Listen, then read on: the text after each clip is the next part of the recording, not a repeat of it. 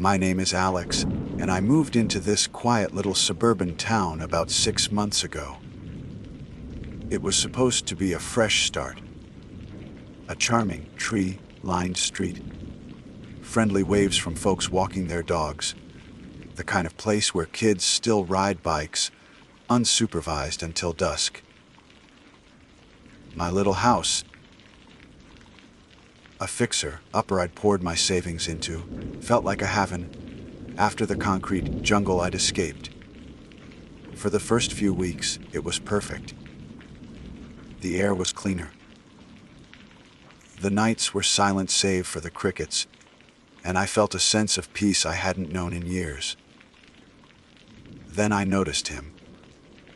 He lived in the house directly across the street.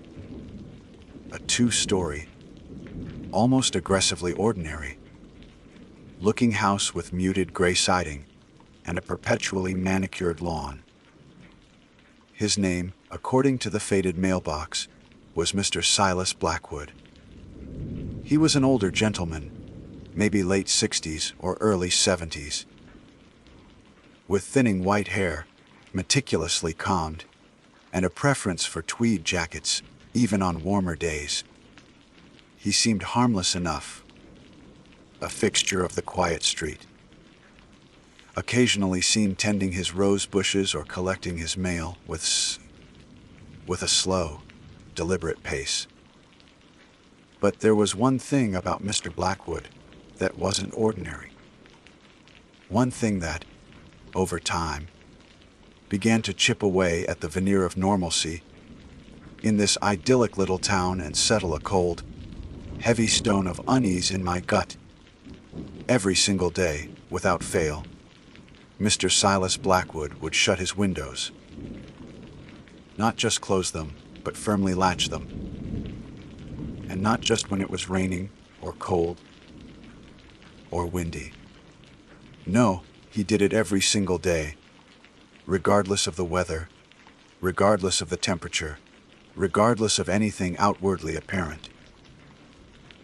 He did it specifically, religiously, before the sun went down. The first time I noticed it, I didn't think much of it. It was a beautiful summer evening, the kind where the air is warm and soft and carries the scent of freshly cut grass. I was sitting on my porch swing, a glass of iced tea in hand, watching the long shadows stretch across the street. I saw Mr. Blackwood out in his front yard, admiring his roses. The sun was still a good hour or so from dipping below the horizon, painting the sky in hues of orange and pink. Then, he stopped what he was doing, glanced up at the sky as if checking some invisible clock, and with a surprising briskness for a man of his age, he went inside his house. A few moments later, I heard the distinct sounds of windows being closed, one by one. A soft thud, followed by the click of a latch. It started downstairs, moved upstairs, and within perhaps 5 minutes, every single window in his house was shut tight. I remember feeling a faint pang of curiosity. Maybe he had an allergy to evening pollen. Or perhaps he was particularly susceptible to drafts. I shrugged it off. Everyone has their quirks, I reasoned. But then I saw it the next day. And the day after that. And the day after that. It became a ritual. As the late afternoon light began to soften, around the same time, each day, Mr. Blackwood would cease whatever he was doing, whether it was gardening, reading on his porch, or simply sitting in his armchair, visible through his living room window. He would stand up, his movements precise and unhurried, and begin his rounds. Downstairs windows first, living room, dining room, kitchen. Thud. Click, click. Then upstairs, bedroom, study, guest room. Thud. Clicked. He never missed one. Every window, front and back, ground floor and upper floor, secured well before the last rays of sunlight vanished. It wasn't just closing the windows, it was the way he did it. There was a deliberate, almost urgent quality to it, despite his outwardly calm demeanor. As if he were performing a critical task on a strict deadline. His eyes, whenever I happened to catch a glimpse of him during this ritual, held a focused intensity that was absent at other times. They weren't wide with panic, but narrowed with a grim determination. I started to pay attention. I couldn't help it. It was such an unusual behavior, so out of place in this otherwise predictable environment. I found myself glancing at his house as the afternoon wore on, anticipating the familiar sequence of sounds. My neighbors, the friendly folks I'd waved to, didn't seem to notice, or if they did, they never mentioned it. It was like this was just another part of the street's fabric, as normal as Mrs. Gable next door watering her petunias, or the Petersons' dog barking at the mailman. But it wasn't normal. Not to me.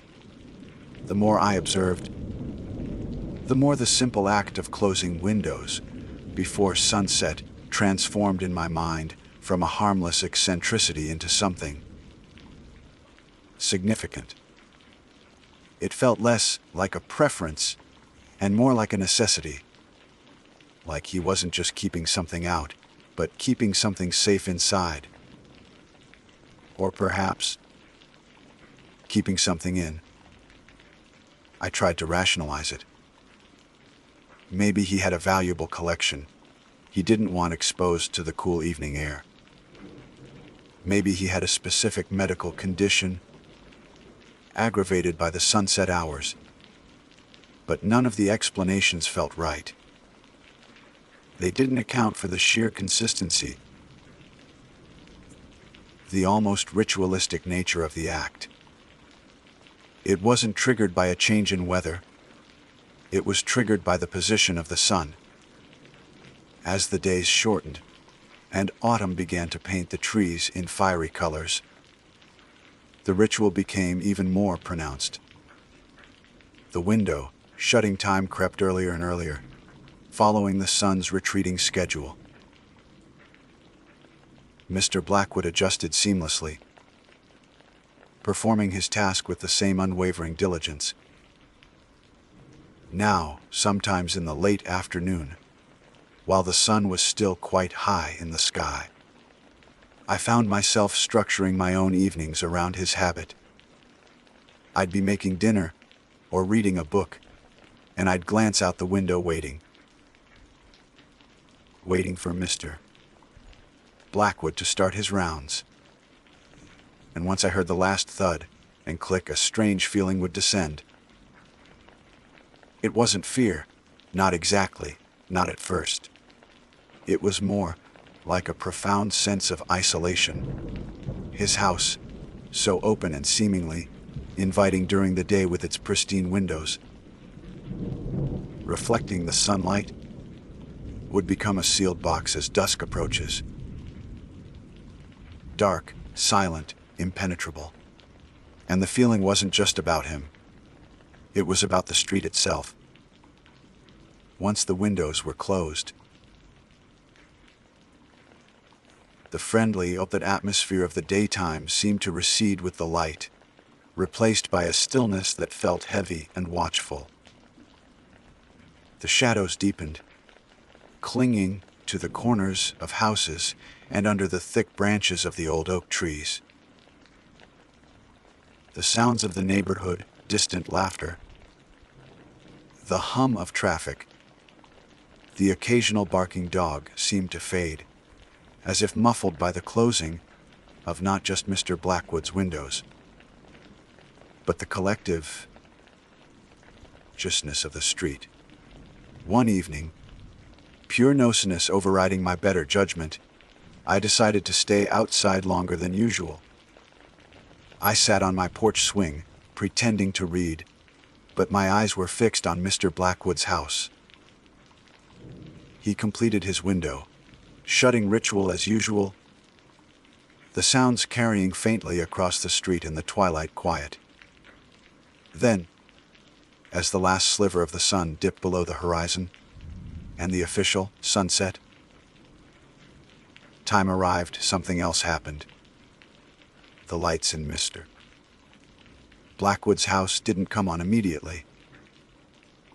The house remained dark, a black silhouette against the deepening indigo sky. For a long time, maybe 15 or 20 minutes, there was no sign of life inside. No lights, no movement visible through the now reflective glass of the closed windows. It was as if the act of shutting the windows had plunged the house into a temporary state of suspended animation. Then, one by one, lights began to appear. Not the bright, welcoming glow of living room lamps or kitchen overheads. These were different. Dimmer, softer. They appeared in the upstairs windows first, a faint, almost yellowish light. Then downstairs, they cast long, weak rectangles onto his front lawn, barely illuminating the rose bushes that were so vibrant in the daytime. The quality of the light was what struck me. It wasn't electric light as I knew it. It had a flickering, uneven quality, like gaslight or perhaps candlelight. And it was weak, as if trying not to escape the confines of the house. It felt ancient, out of place. It didn't chase away the shadows. It seemed to coexist with them, creating new, dancing ones within the rooms I could only partially glimpse. A shiver ran down my spine, despite the mild evening air. This wasn't just a quirk. This wasn't just an old man's habit. This was something else, something deliberate, something protective, or perhaps something fearful. What was Mr. Blackwood so afraid of that he had to seal his house away from the sunset every single day? What came out when the sun went down that required such extreme measures? The questions gnawed at me. They followed me inside my own house as darkness fully fell. I found myself checking my own windows, a new, irrational urge to make sure they were locked creeping in. I dismissed it as paranoia, a side effect of focusing too much on my neighbor's odd behavior. But the feeling lingered. The stillness outside felt different now. It felt expectant. Over the next few weeks, my initial curiosity morphed into a low, great obsession. I found myself timing his window, shutting ritual, comparing it to the official sunset time. He was always finished before the sun touched the horizon. Sometimes with minutes to spare, sometimes just barely making it, but always before. I started watching his house more closely. After the windows were closed, I'd see those strange, dim lights moving behind the glass, sometimes seemingly lingering in one room for a long time before moving to another. I tried to make out shapes, figures, anything that might explain what he was doing there during the hours of darkness. But the light was too faint, the reflections on the glass too strong. All I could see were distorted blurs and the occasional suggestion of movement that could easily be my imagination. The quiet of the street at night, which I had initially found so peaceful, now felt oppressive. It was a silence that felt enforced, as if the neighborhood was holding its breath, The usual evening sounds seemed muted, distant. Even the crickets, which had been a constant chorus, seemed to quiet down earlier than usual, their chirping fading away as the last of the sunlight disappeared. I started having trouble sleeping. I'd lie awake listening. Listening for what? I didn't know. But the silence felt pregnant with something unseen. Something waiting just outside the edges of my awareness. I'd picture Mr. Wall. Blackwood's sealed house across the street, bathed in those strange, flickering lights, and a knot of anxiety would tighten in my stomach. What was he doing in there? What was he protecting himself from? The rational part of my brain screamed that this was ridiculous. He was just an old man with a peculiar habit. Maybe he had sensitive eyes, or maybe he was just incredibly set in his ways. But the other part, the part that felt the cold weight of the evening silence and saw the deliberate, almost desperate way he secured his home, whispered something else. It whispered that there was a reason, a dark, unsettling reason. I considered talking to him. Just a casual, "Hey, Mr. Blackwood, beautiful evening. Why do you always close your windows so early?" But the thought made my stomach clench. There was something about his demeanor, particularly during his ritual, that discouraged casual intrusion. His focused gaze, the determined set of his jaw, it wasn't unfriendly, but it wasn't inviting either. It was the look of a man with a singular, important task, a task he would not be interrupted from. I also considered asking my other neighbors. Had they noticed? Did they know why he did it? But again, what would I say? "So, have you guys noticed Mr. Blackwood acts like the apocalypse is coming every time the sun sets?" It sounded insane. I didn't want to be the new eccentric on the block, the one who was obsessed with the old man across the street. So I kept watching. I kept observing. And the mystery of Mr. Silas Blackwood and his sunset ritual continued to grow, weaving itself into the fabric of my new life, transforming the quiet peace I had found here into something laced with apprehension and unspoken dread. The sun was still setting, painting the sky with its fleeting beauty, but for me, and I suspected for Mr. Blackwood, sunset was no longer just the end of the day. It was the beginning of something else. Something that required the world outside to be shut away. Something that lived in the dark. I knew, with a certainty that chilled me, that I wouldn't be able to ignore it forever. The questions were getting louder, the unease deeper. I had to know what was behind those closed windows. What secret Mr. Blackwood was keeping sealed away from the encroaching night. And as the days grew shorter and the nights grew longer, the thought of finding out began to fill me with a creeping, terrible sense of dread, but also an irresistible pull. What was out there? What arrived with the setting sun? And why was Mr. Blackwood the only one who seemed to know, and the only one preparing for it? This was my new reality. My quiet, peaceful suburban street, overshadowed by the sealed house across the way and the unsettling knowledge that, when the sun went down, something changed. And I was watching, waiting, and wondering if, one day, I would see what Mr. Blackwood was so desperately trying to keep out. Or worse, what he was keeping in. The darkness was coming, and his windows were always shut before it arrived. The quiet obsession I had developed with Mr. Blackwood's ritual wasn't just consuming my evenings anymore, it was leaching into my days.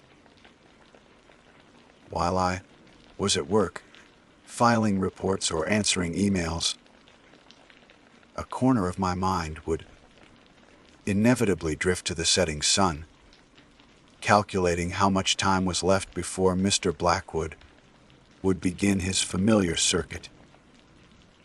I'd picture his hands on the latches, the grim set of his jaw. I'd wonder what he was thinking about, what he was preparing for. During those minutes before dusk, the days started to feel less like periods of activity and more like prolonged waits for the inevitable transition into the unsettling quiet of the night. Sleep became a luxury I could rarely afford. I'd lie awake, straining my ears, listening to the profound silence that fell over the street after Mr. Blackwood's final window. Click. Sometimes I heard things, faint scraping sounds from across the street, a low, almost inaudible hum, or what sounded like movement from within the sealed house. But the sounds were always elusive, fading the moment I consciously focused on them, leaving me to question if they were real or just figments of my sleep-deprived imagination. I tried talking to my immediate neighbors, the Gables. They were a lovely elderly couple. Mr. Gable, a retired history teacher, Mrs. Gable, an avid gardener. I approached them casually one afternoon while Mrs. Gable was tending her petunias. "Beautiful day, isn't it, Mrs. Gable?" I started, trying to sound nonchalant. "Oh, it is, Alex, dear," she replied, smiling warmly.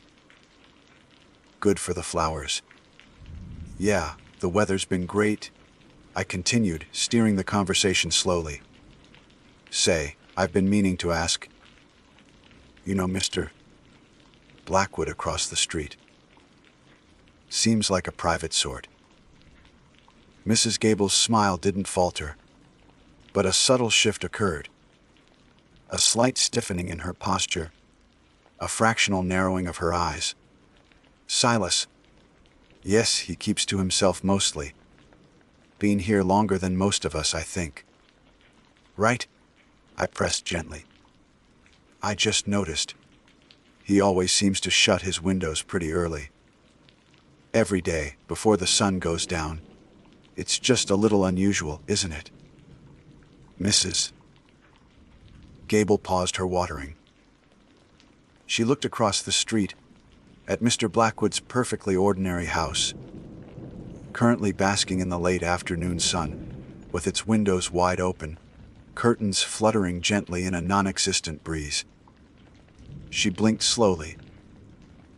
"Oh, that," she said, her voice carefully neutral. "Yes, Silas has his routines. He's always been quite particular about his house. Drafts, you know. Keeps the heat in winter. Cool air in summer, I suppose. Saves on the energy bill." It was such a mundane, practical explanation. Too mundane. Too practical.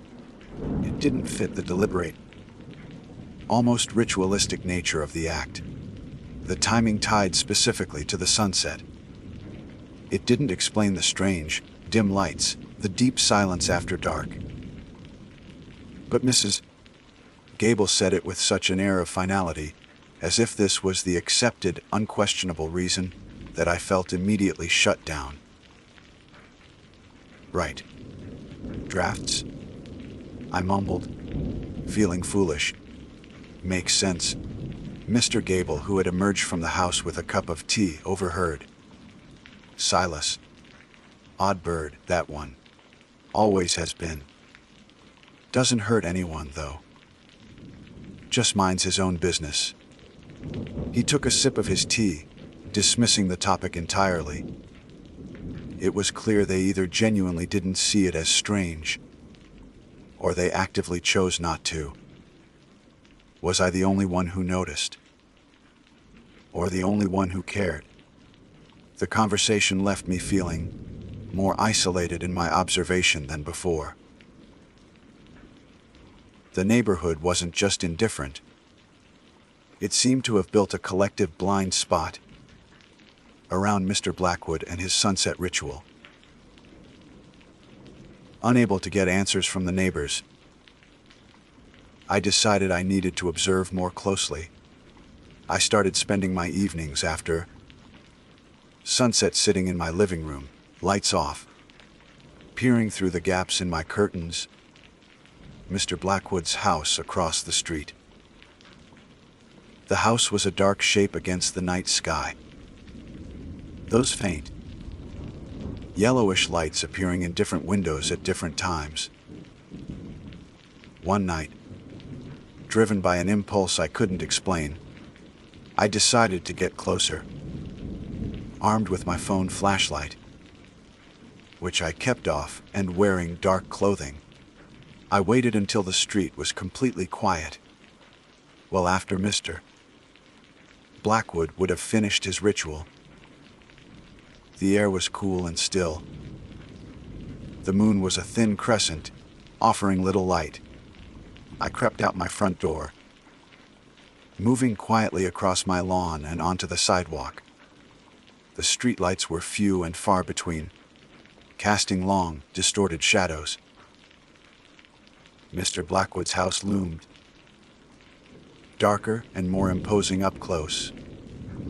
The silence was thicker here, pressing in on me. I crossed the street, staying on the opposite side from his front door, hiding partially behind a large oak tree that offered good cover. From here, I had a slightly better angle on his downstairs windows. The faint yellow light emanated from what I assumed was his living room. I could see the edge of a curtain, but it was thick and opaque, obscuring the interior. I stayed there for a long time, just watching, listening. The only sounds were the distant hum of the town and the blood pounding in my own ears. The air felt colder near his house, a palpable chill that wasn't present on my side of the street. It wasn't just the temperature. It felt like the air itself was thin, drained of warmth and energy. Then I heard something. It was a low, guttural sound. Not a growl, not a moan, but something deep in a chest. It seemed to come from inside the sealed house. It wasn't loud, barely a whisper, but in the absolute stillness of the night, it carried to me, making the hairs on the back of my neck stand up. I froze, my heart hammering against my ribs. I strained my ears, trying to hear it again, to identify it. Was it Mr. Blackwood? Was he ill? Was he in pain? Or was it something else? The sound was brief, cutting off abruptly, leaving the silence feeling even more profound and terrifying. I waited, tense, for it to return, but it didn't. After what felt like an eternity, a different sound reached me, a faint scrape against wood.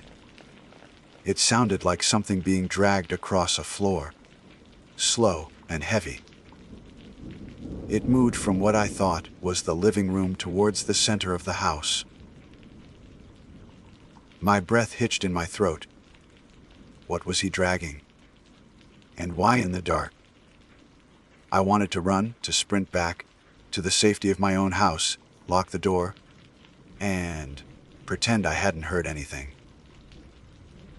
But I was rooted to the spot, a morbid fascination warring with sheer terror. I kept watching the windows, looking for any sign, any movement. anything to explain the sounds. The yellowish light in the living room shifted, dimming slightly, as if the source of the light was moving or being obscured. Then, for a fleeting moment, I thought I saw a shadow flicker behind the thick curtain. Not a human-shaped shadow. It was elongated, jagged, moving with an unnatural speed across the obscured pane. My imagination, sleep deprivation, or something real. The shadow was gone in an instant, leaving only the faint, steady glow. But the image was seared into my mind. An impossible shape, a fleeting horror glimpsed at the edge of vision. I couldn't stay there any longer. The chill in air felt like it was seeping into my bones, and the silence was now thick with a palpable presence. Something unseen and deeply wrong. I backed away slowly, my eyes fixed on the dark house, until I reached the relative safety of my own lawn. I practically ran inside, locking the deadbolt with trembling hands. I didn't turn on any lights. I just stood in the dark living room, pressing my back against the door, listening. The street was silent again, seemingly oblivious to the unsettling activity I had just witnessed or imagined across the road. Mr. Blackwood's house remained a dark, sealed box, those faint, sickly lights the only sign of life within. That night, I didn't just have trouble sleeping. I couldn't sleep at all. Every creak of my old house, every rustle of leaves outside, sounded amplified, threatening. I kept replaying the low sound, the scraping, the fleeting shadow. My rational mind fought back, trying to conjure logical explanations. Mr. Blackwood was sick. He was moving furniture. I was seeing things in the dark. But the feeling, the gut, deep certainty that something wrong was happening, was impossible to shake.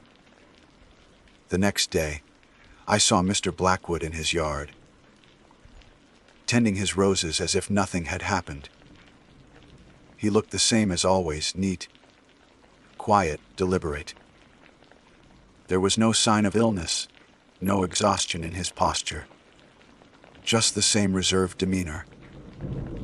He even offered a brief, polite nod as I left for work, his eyes seemingly calm and ordinary. It was jarring.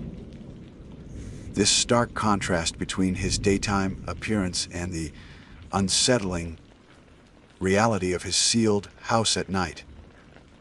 It was as if he was two different people, or living two different lives, one exposed to the mundane light of day, the other hidden away in the protective darkness behind locked windows. The routine continued, day after day. The sun would begin its descent. Mr. Blackwood would start his rounds, sealing his house away from the encroaching night. And I would watch, feeling that familiar knot of dread tighten in my stomach. I tried searching online. Neighbors with strange habits, people who fear sunset, unexplained sounds at night, suburban. The results were predictably unhelpful. Forums discussing annoying neighbors, articles about sundown syndrome in dementia patients, ghost stories that felt too theatrical compared to the subtle, pervasive dread I was experiencing. There was nothing that resonated with the specific, methodical ritual of shutting windows before sunset, tied to those dim, strange lights and the unsettling sounds within. I started thinking about the history of the street, of the town. Had anything strange ever happened here? Any old legends? Any unexplained events? I couldn't find anything online, but perhaps the local library or historical society might have information. It felt like a long shot, but the need to understand was becoming unbearable. The feeling of being the only one aware of this growing darkness was the worst part. It was like living in a horror movie, where the only character who sees the monster, while everyone else goes about their lives, oblivious, was I going crazy? Was I projecting my own anxieties onto a harmless old man? The doubt was a cruel twist, adding a layer of psychological horror to the external mystery. But the memory of that low sound, the scrape, the shadow, it felt too real to dismiss entirely.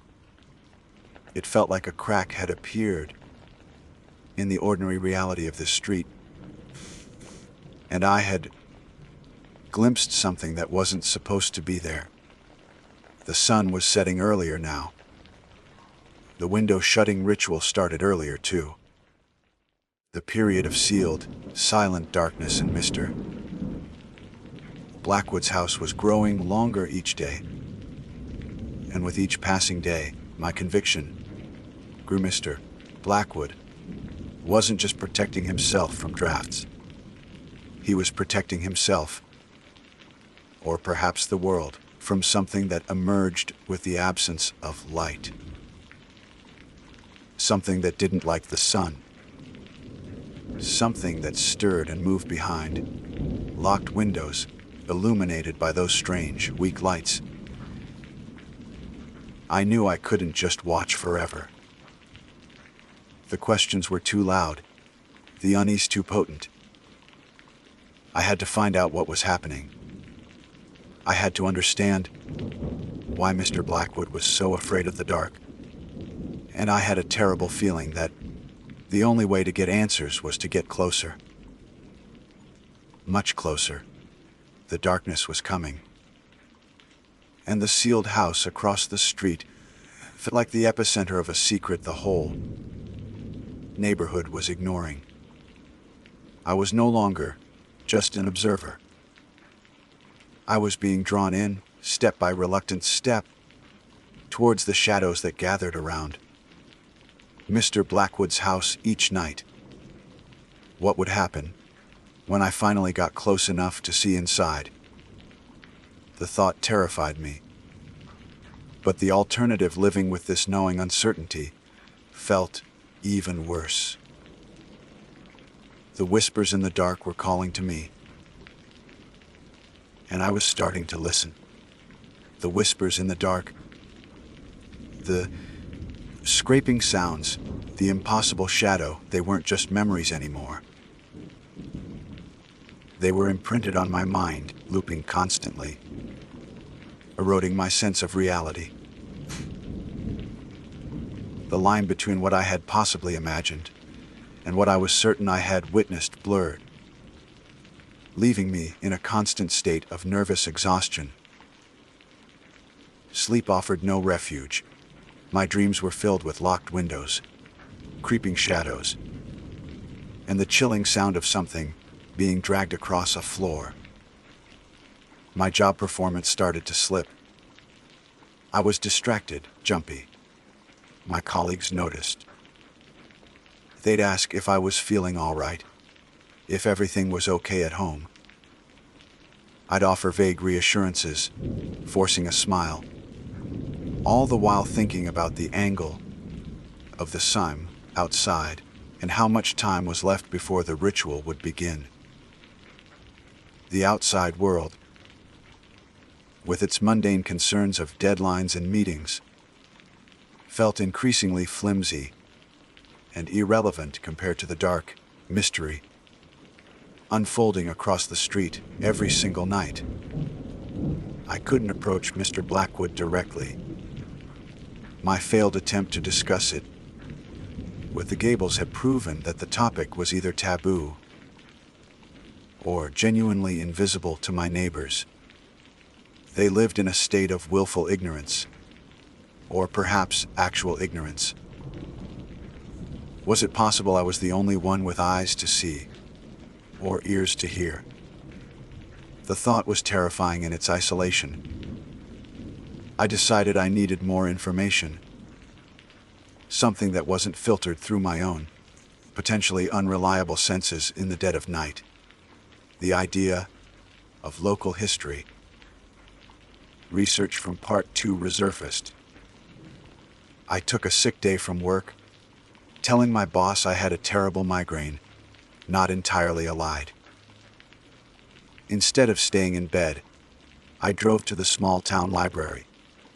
It was a quaint, old building, smelling of dust and aged paper. I found the local history section and started digging. I looked through old town records, newspaper archives, local history books. I searched for Mr. Blackwood's name, for the address of his house, for any mention of unusual occurrences on my street, particularly anything related to strange phenomena or unexplained events occurring around sunset or during the night. Most of it was mundane, articles about town council meetings, bake sales, high school football games. There was some history on the older houses, including mine and Mr. Blackwood's. His house, built in the early 1900s, had a simple history, passed down through a couple of families, renovated a few times. No mentions of anything out of the ordinary. Discouraged, I was about to give up when I stumbled upon a small, self-published pamphlet tucked away in the back of the local history section. Its title was faded, something about local folklore and unexplained tales. It seemed less like formal history and more like collected gossip and old wives' tales. Flipping through it, I found a short, untitled entry under the heading, Sunset Peculiarities. The entry was cryptic and vague, written in a somewhat rambling style. It spoke of the old ways, the thinning veil, and how the boundary between here and elsewhere softens when the light dies. It mentioned risen the sun, ancient hungers, and the need for proper warding when the shadows lengthen. It didn't mention specific locations, Wayne's locations or names, but the timing when the light dies and when the shadows lengthen resonated chillingly with Mr. Blackwood's ritual. It was written in the language of folklore, not fact, but it sent a fresh wave of unease through me. Could this be what he was preparing for? Some unseen force that emerged at dusk. The pamphlet was frustratingly unspecific. It felt like it was hinting at something vast and terrible without ever naming it. It reinforced the idea of a danger at sunset, but offered no concrete details about what that danger was. Still, it was the first thing I had found that acknowledged the specific timing of the threat. It suggested that this wasn't just Mr. Blackwood's personal delusion. There might be a basis for it in local, albeit obscure, belief. Leaving the library, the sunlight felt less comforting than it had before.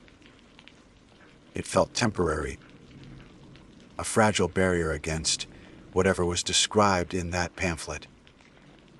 My investigation hit a wall of dead ends. I couldn't find anything else concrete. The only path left was more direct observation. That night, I prepared more carefully. I retrieved an old pair of binoculars from the back of a closet. I waited until the neighborhood was completely dark and silent, the streetlights providing the only illumination. Mr. Blackwood's house was sealed, those dim, yellowish lights glowing faintly in the windows. This time, I didn't stay by the oak tree.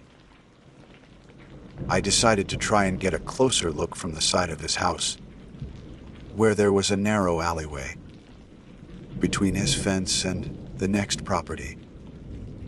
It was riskier, closer to his windows, but might offer a better angle. Creeping across the street and down the alley, the silence was broken only by the sound of my own breathing and the pounding of my heart.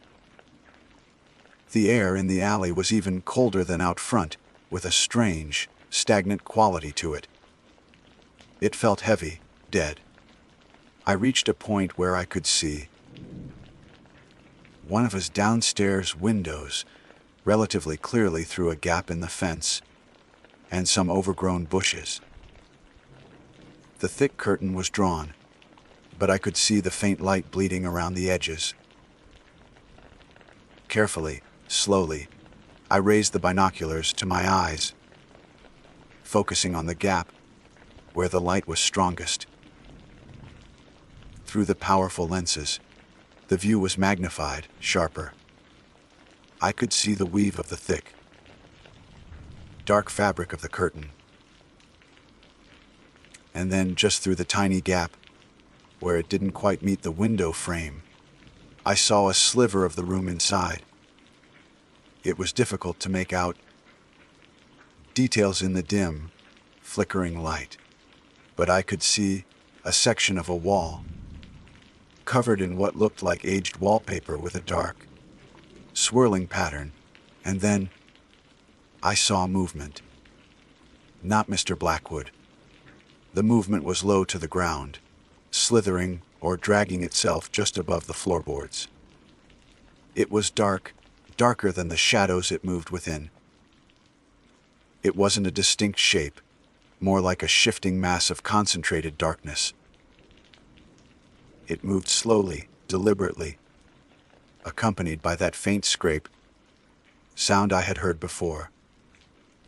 It moved into the sliver of my vision, paused for a moment, and then moved out. It was formless, unnatural. It didn't have limbs or a head, or any discernible features of an animal or person.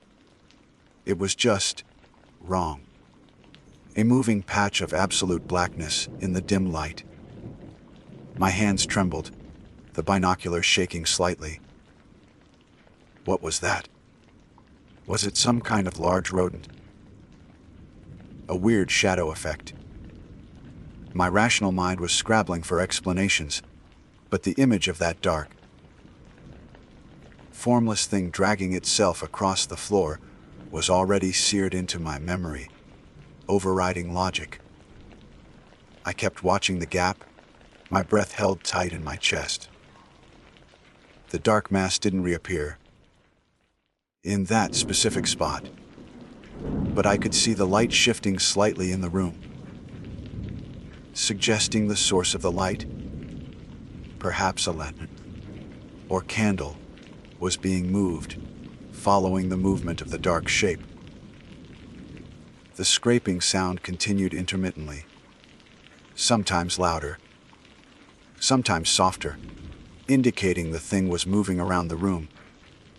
There were other sounds now toothed, wet slithering noises, and occasionally that low, guttural sound again, like a pained sigh or a whisper of raw hunger. It wasn't just happening in one room. As I watched the light and listened, I could hear the sounds moving, sometimes seeming to shift to a different part of the house entirely, though still on the ground floor. It was as if this thing was patrolling the perimeter of the house, moving from room to room, just inside the barrier of the sealed windows. And then I heard Mr. Blackwood. His voice was low, strained, barely audible. He wasn't speaking words, not that I could make out. It was more like a constant murmur, a repetitive chant or prayer. It was steady, unwavering, a counterpoint to the unsettling sounds of the moving darkness. He was accompanying it, perhaps, or trying to ward it away with his quiet incantation. He wasn't interacting with it, in a way that suggested communication. His voice sounded wary, resigned, but determined, like someone performing a necessary, albeit horrifying duty. The air around me, in the alley, seemed to grow colder still, the heavy stillness pressing in. It felt like the boundaries described in the pamphlet were thinning right here, right now. I had the terrifying sense that I was too close, that I was trespassing on something ancient and dangerous. Then, without warning, the dim light in the room I was watching suddenly flared. Just for a second, casting a brief, sickly yellow glow through the gap in the curtain. In that split second, the dark mass was illuminated more clearly. It was definitely not an animal. It was larger, denser, and its edges seemed to writhe and shift as if made of liquid shadow. And for that fraction of a second, I saw something else within the mass, brief, glinting points of light, like tiny wet eyes reflecting the flare. My gasp was loud in the silent alley. The light snapped back to its previous dimness instantly. The scraping and slithering sounds paused. The air went utterly still. It was as if everything in the house had frozen, listening. My heart hammered against my ribs like a trapped bird. Had they heard me? Had it heard me? I stayed frozen, binoculars still pressed to my eyes, staring at the dark house. The silence, stretched tense and absolute. I could feel sweat beading on my forehead despite the cold. Every instinct screamed at me to run. After what felt like an eternity, the scraping sound resumed, but it was different this time. It was closer to the window, slower, more deliberate. It was moving towards the gap where I was watching. Panic seized me. I didn't hesitate this time. I lowered the binoculars, turned, and stumbled back down the alley as quietly as I could, my eyes fixed on the dark shape of the house. I expected to see a light flick on, to hear a door open, to feel something unseen grabbing at me from the shadows. But nothing happened. I reached the street, crossed it half running, and fumbled with my keys at my own front door. Inside, I slammed the door shut, locked it, and leaned against it, gasping for breath. My legs were shaking uncontrollably. I hadn't just heard things tonight. I had seen something. Something that defied explanation. Something that belonged in the realm of nightmares. The pamphlet's cryptic warnings suddenly felt terrifyingly real. Things that resent the sun. Yes. That formless darkness that moved in the dark, lit by ancient light, accompanied by sounds of dragging and slithering and guttural whispers.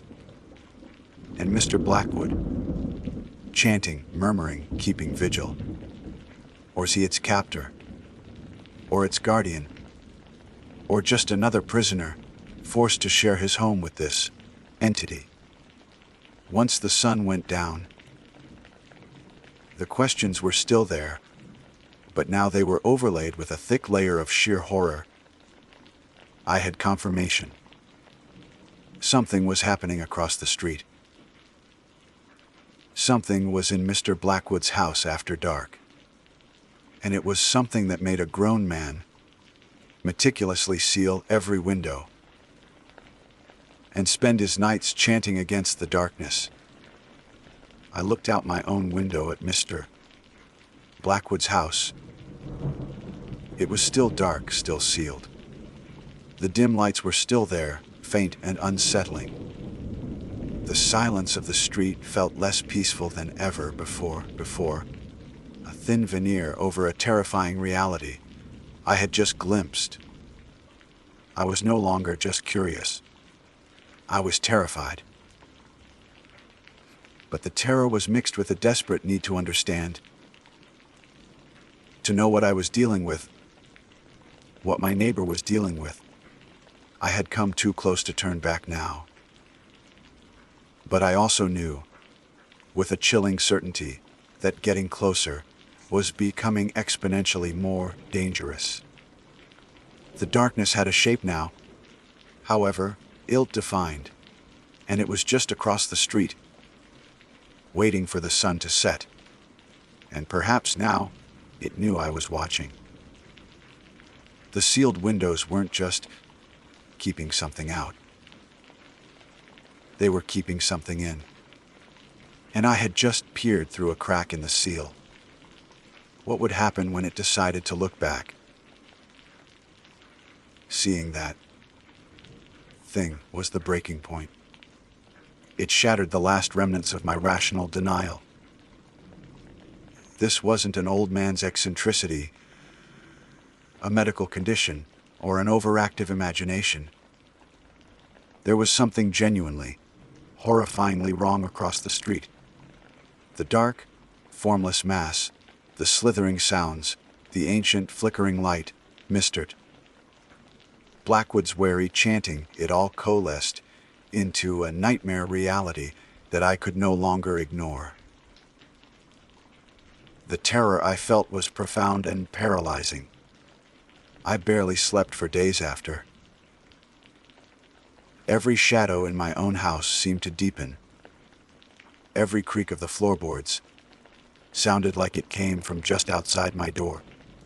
I found myself checking my own windows, constantly, an irrational fear that whatever was in Mr. Blackwood's house could somehow get into mine, despite my outward efforts to appear normal. I started closing my windows earlier too, not latching them with the same desperate urgency as Mr. Blackwood. But the instinct was there, a seed of his fear taking root in my own mind. Yet, beneath the terror, the desperate need to understand festered. What was that thing? Why was it there? What was Mr. Blackwood doing? Was he fighting it? Containing it? Appeasing it? The cryptic pamphlet hinted at ancient hungers and things that resent the sun, things that emerged when the thinned. Was his house built on a place where this veil was particularly thin? Was Mr. Blackwood a protector or a jailer? The nights became an agonizing vigil. I no longer dared to go into the alley, but I watched from my darkened living room. The binoculars clutched in my hands. The ritual never changed. As the sun began its descent, Mr. Blackwood would meticulously seal his house. The faint yellow lights would appear. The deep, unnatural silence would fall over the street.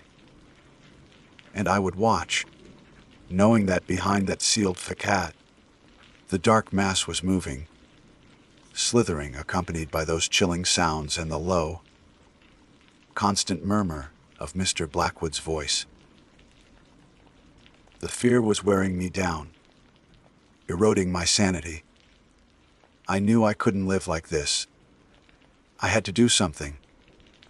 I considered calling the police, but what would I say? My neighbor closes his windows before sunset, and I think he has a formless shadow monster in his house. I'd be laughed at, probably institutionalized. I was on my own. My options felt limited and terrifying. I could try talking to Mr. Blackwood again, perhaps at a time of day when the threat seemed dormant. Or I could try to get undeniable proof, something that would force the authorities, or at least someone, to believe me. The latter seemed impossible without putting myself in immense danger. But the thought of living year after year, knowing what was across the street, watching that house seal itself away from the light, feeling the pervasive dread settle over the neighborhood every night, it was a fate worse than almost any alternative. I decided to try Mr. Blackwood one more time. I would wait until midday, when the sun was high and the entity presumably dormant. I would approach him directly, calmly, and ask him about the windows, about the nights. It was a long shot, but I had to try. The next day I waited. The sun was at its zenith, flooding the street with bright, warm light. Mr. Blackwood was out in his front yard, watering his rose bushes, just as he often was during the day. He looked utterly normal, a harmless old man enjoying the sunshine. Taking a deep breath to steady my nerves, I walked across the street. "Mr. Blackwood," I called out, trying to keep my voice steady. He turned, his watering can still in his hand. His expression was polite, if a little distant. Alex." "Good afternoon." "Good afternoon, Mr. Blackwood," I said, trying to sound casual. "Beautiful roses." "Thank you," he replied with a slight smile. "They require diligent care." "I can see that," I said, then paused, searching for the right words.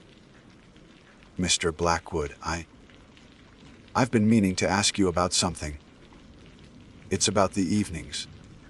Your windows." His smile vanished instantly.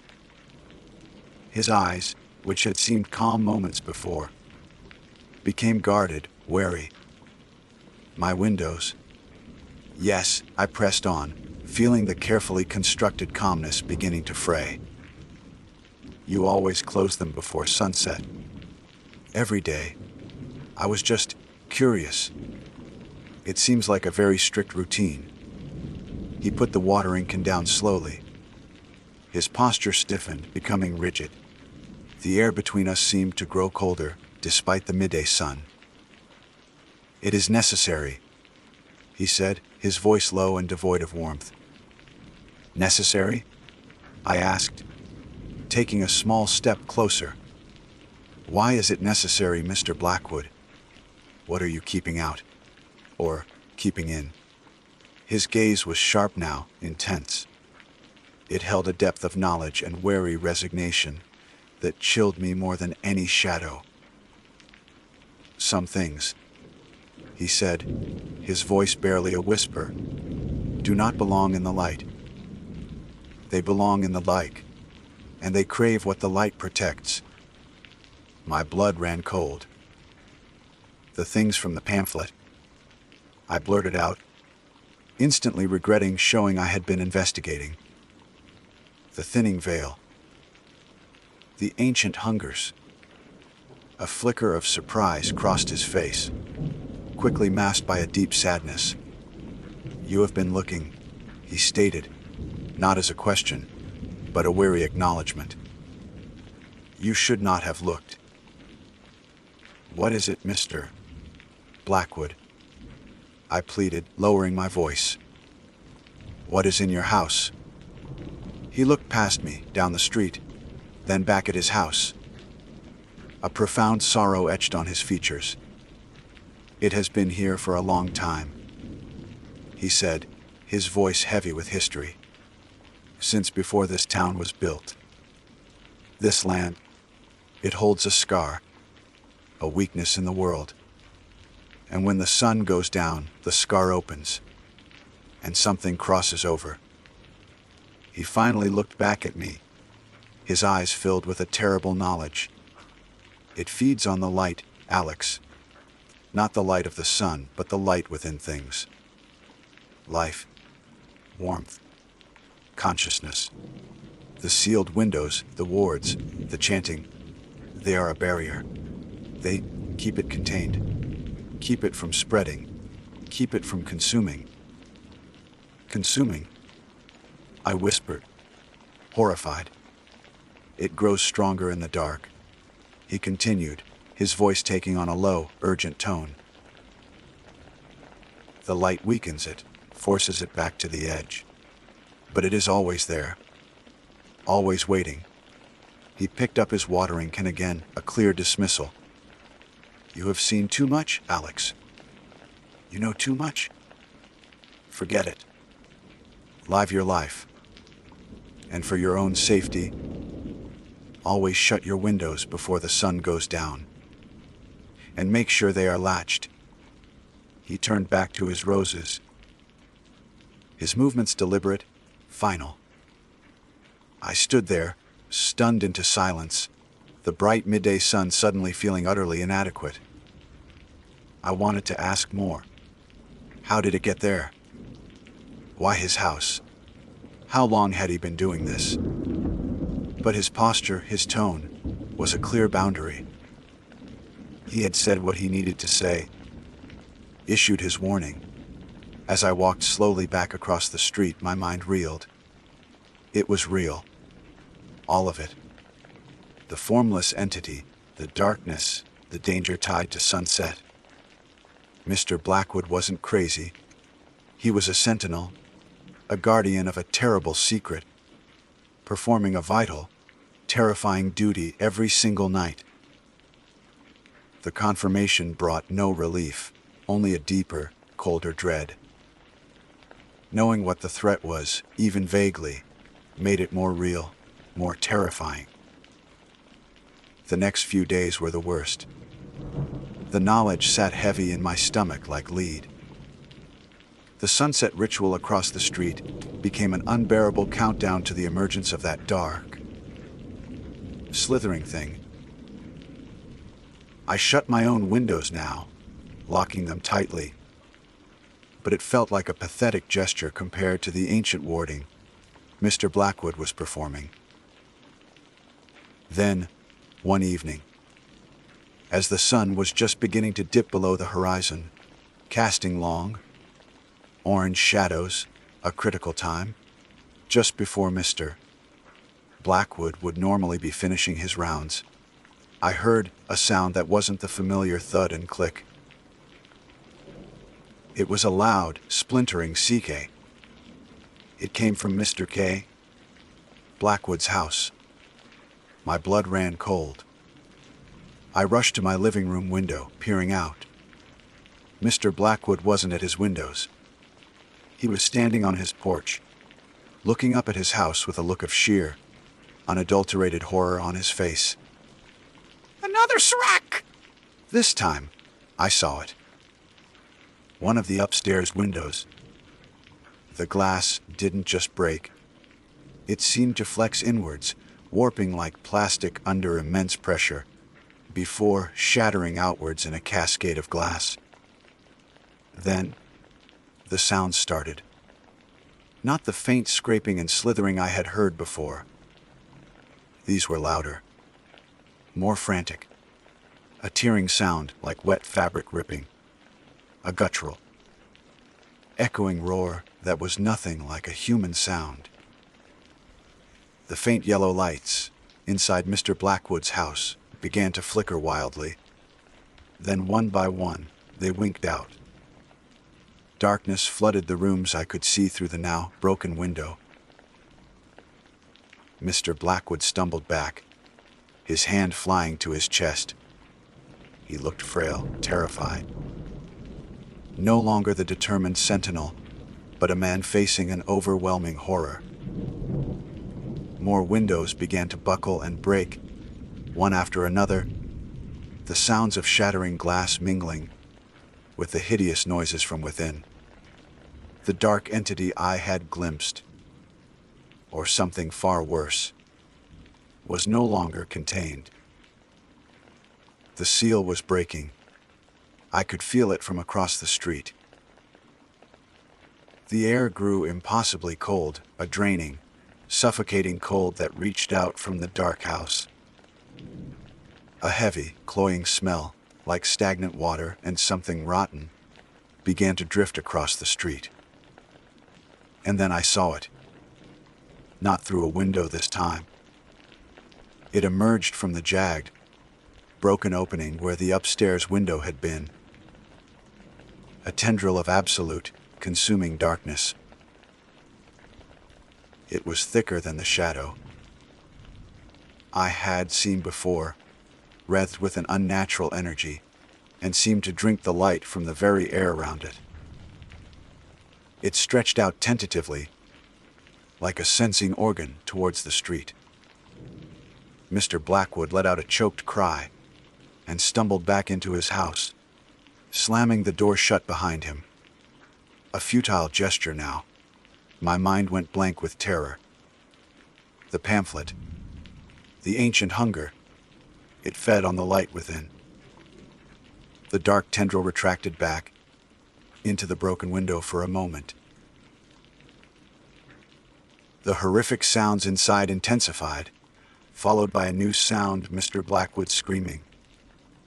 A short, choked scream that ended abruptly. Silence. A terrible, absolute silence fell over Mr. Blackwood's house. The sounds from within ceased. The remaining dim lights went out, plunging the house into total darkness. But the cold remained. The foul smell intensified, and the house itself seemed to pulse faintly with a dark, internal energy. Then, slowly, deliberately, the tendril of darkness emerged again from the broken upstairs window. This time, it didn't retract. It hung there for a moment, a living void against the twilight sky, before another tendril and another began to push their way out of the other broken windows. They were reaching out, stretching across the lawn towards the street, towards the other houses, towards my house. I backed away from my window, stumbling over furniture. My heart was a frantic drum against my ribs. The street was still quiet, bathed in the fading light of dusk. Had no one else heard? No one else seen? Were they all inside, living in their ignorant bliss, their windows still open to the encroaching night? I had to get away. I had to leave. But as I fumbled for my keys, my eyes were drawn back to Mr. Blackwood's house. The dark tendrils were lengthening, reaching the edge of his lawn. They seemed to flow like liquid shadow, silent and unstoppable. And then, in the utter darkness of Mr. Blackwood's house, 2 points of faint, sickly yellow light appeared in the upstairs window frame, where the tendril had first emerged. They were low down, close together, like eyes. They seemed to be looking directly at me. I froze, caught in their unseen gaze. The cold intensified, seeping through the walls of my house. The foul smell was stronger now, clinging to the air. Mr. Blackwood's final warning echoed in my mind. It feeds on the light within things. My own lights were on. My windows were shut, but were they latched? Were my seals strong enough? The pamphlet hadn't mentioned mere glass being sufficient. It spoke of warding.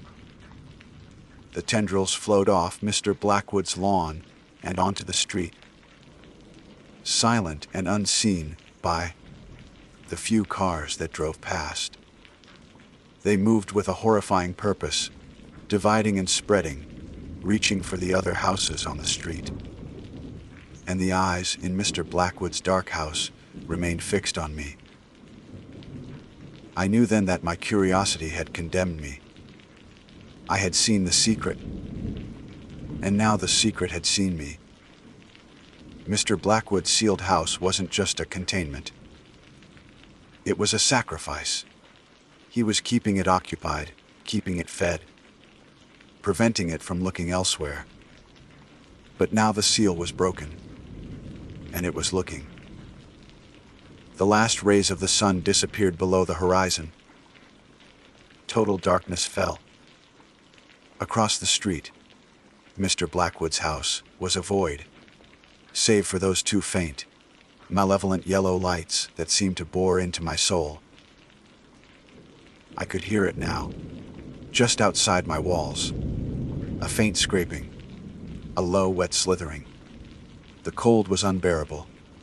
The smell was nauseating. My windows were locked. But I knew, with a bone, deep certainty, that locks wouldn't stop this. Nothing that relied on physical barriers would. The final sound I heard before the fear consumed me entirely was a soft, insistent tap against my living room window. Not the tap of a ranch or rain. It was a deliberate, searching tap, and then another, and another, moving slowly, steadily across the glass. It had found my window. It knew I was inside. The light within me felt like it was flickering, growing weak. The darkness outside pressed in, eager to consume. Mr. Blackwood's house was silent, its duty done, its sacrifice made. The thing he had kept contained was free. And it was at my window, tapping, waiting for the light to finally go out. The sunset had come. My windows were shut. But the darkness had arrived anyway. And I was its next target. The end of the street felt very, very far away. And the tapping was getting louder.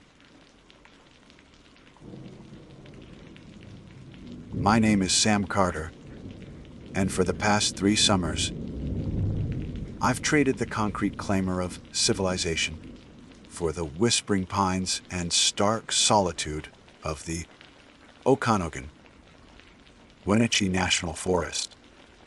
Specifically, I man the desolation, peak, lookout a lonely, sentinel perched precariously on a rocky outcrop, overlooking hundreds of thousands of acres of dense, unforgiving wilderness here in Washington State. It's a job that sounds romantic to some, isolating to others, and downright terrifying to a select few who truly understand what being this far removed from everything else really means. For me, it's mostly been quiet. Until this season. Until Sarah went missing. The tower itself is a relic, really. A 14 by 14 foot wooden cabin balanced on stilts maybe 50 feet high. Accessible only by a series of rickety wooden staircases that sway ominously in anything more than a gentle breeze. Inside, it's Spartan but functional.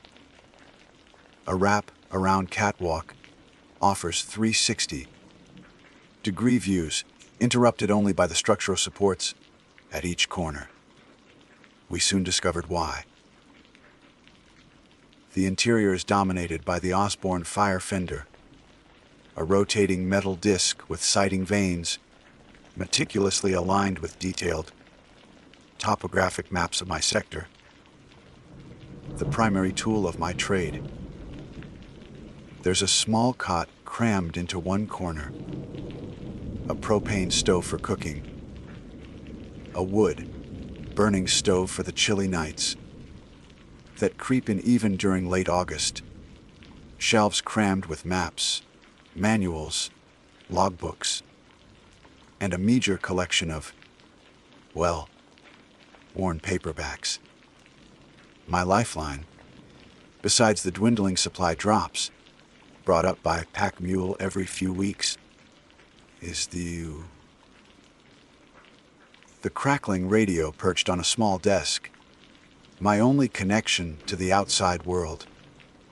primarily to my supervisor, Frank, down at the ranger station miles away. Most days fall into a rhythm, dictated by the sun and the weather. Wake before dawn, brew coffee strong enough to strip paint, and begin the first sweep. We soon discovered why. Binoculars glued to my eyes, I slowly rotate, quadrant by quadrant, scanning the endless sea of green and brown for the faintest wisp of smoke. The telltale sign of my purpose here. Breakfast is usually oatmeal or eggs, eaten while watching the sunrise paint the distant peaks in hues of orange and purple. Then more scanning, interrupted by radio check, ends with Frank at prescribed times: ZO 800, 1200, 1600, 2000. Desolation peak. Radio check. Rating you 5. By 5, desolation. Anything to report? Negative, Frank. All clear up here. Sometimes there's chatter about weather patterns. Trail conditions. Maybe a bear sighting reported by hikers lower down. Mostly, it's silence. The silence is profound. Not the absence of noise, but a different kind of soundscape. The wind sighing through the pines. The buzz of insects on hot afternoons. The distant cry of a hawk. The rustle of unseen creatures in the undergrowth below. At first, the sheer scale of the quiet can be unnerving, pressing in on you. But you adapt. We soon discovered why. You learn to appreciate the subtleties, the way the forest breathes around you. Loneliness is a constant companion, but it's a familiar one, usually benign. I read, I write in my journal, I meticulously maintain the tower and my equipment. I watch the clouds drift and change shape. It's a simple existence, demanding vigilance but offering peace in return. Or it used to. The news about Sarah Landon came crackling over the radio about 10 days ago. Not officially directed at me. Just background chatter between Frank and dispatch, coordinating search efforts.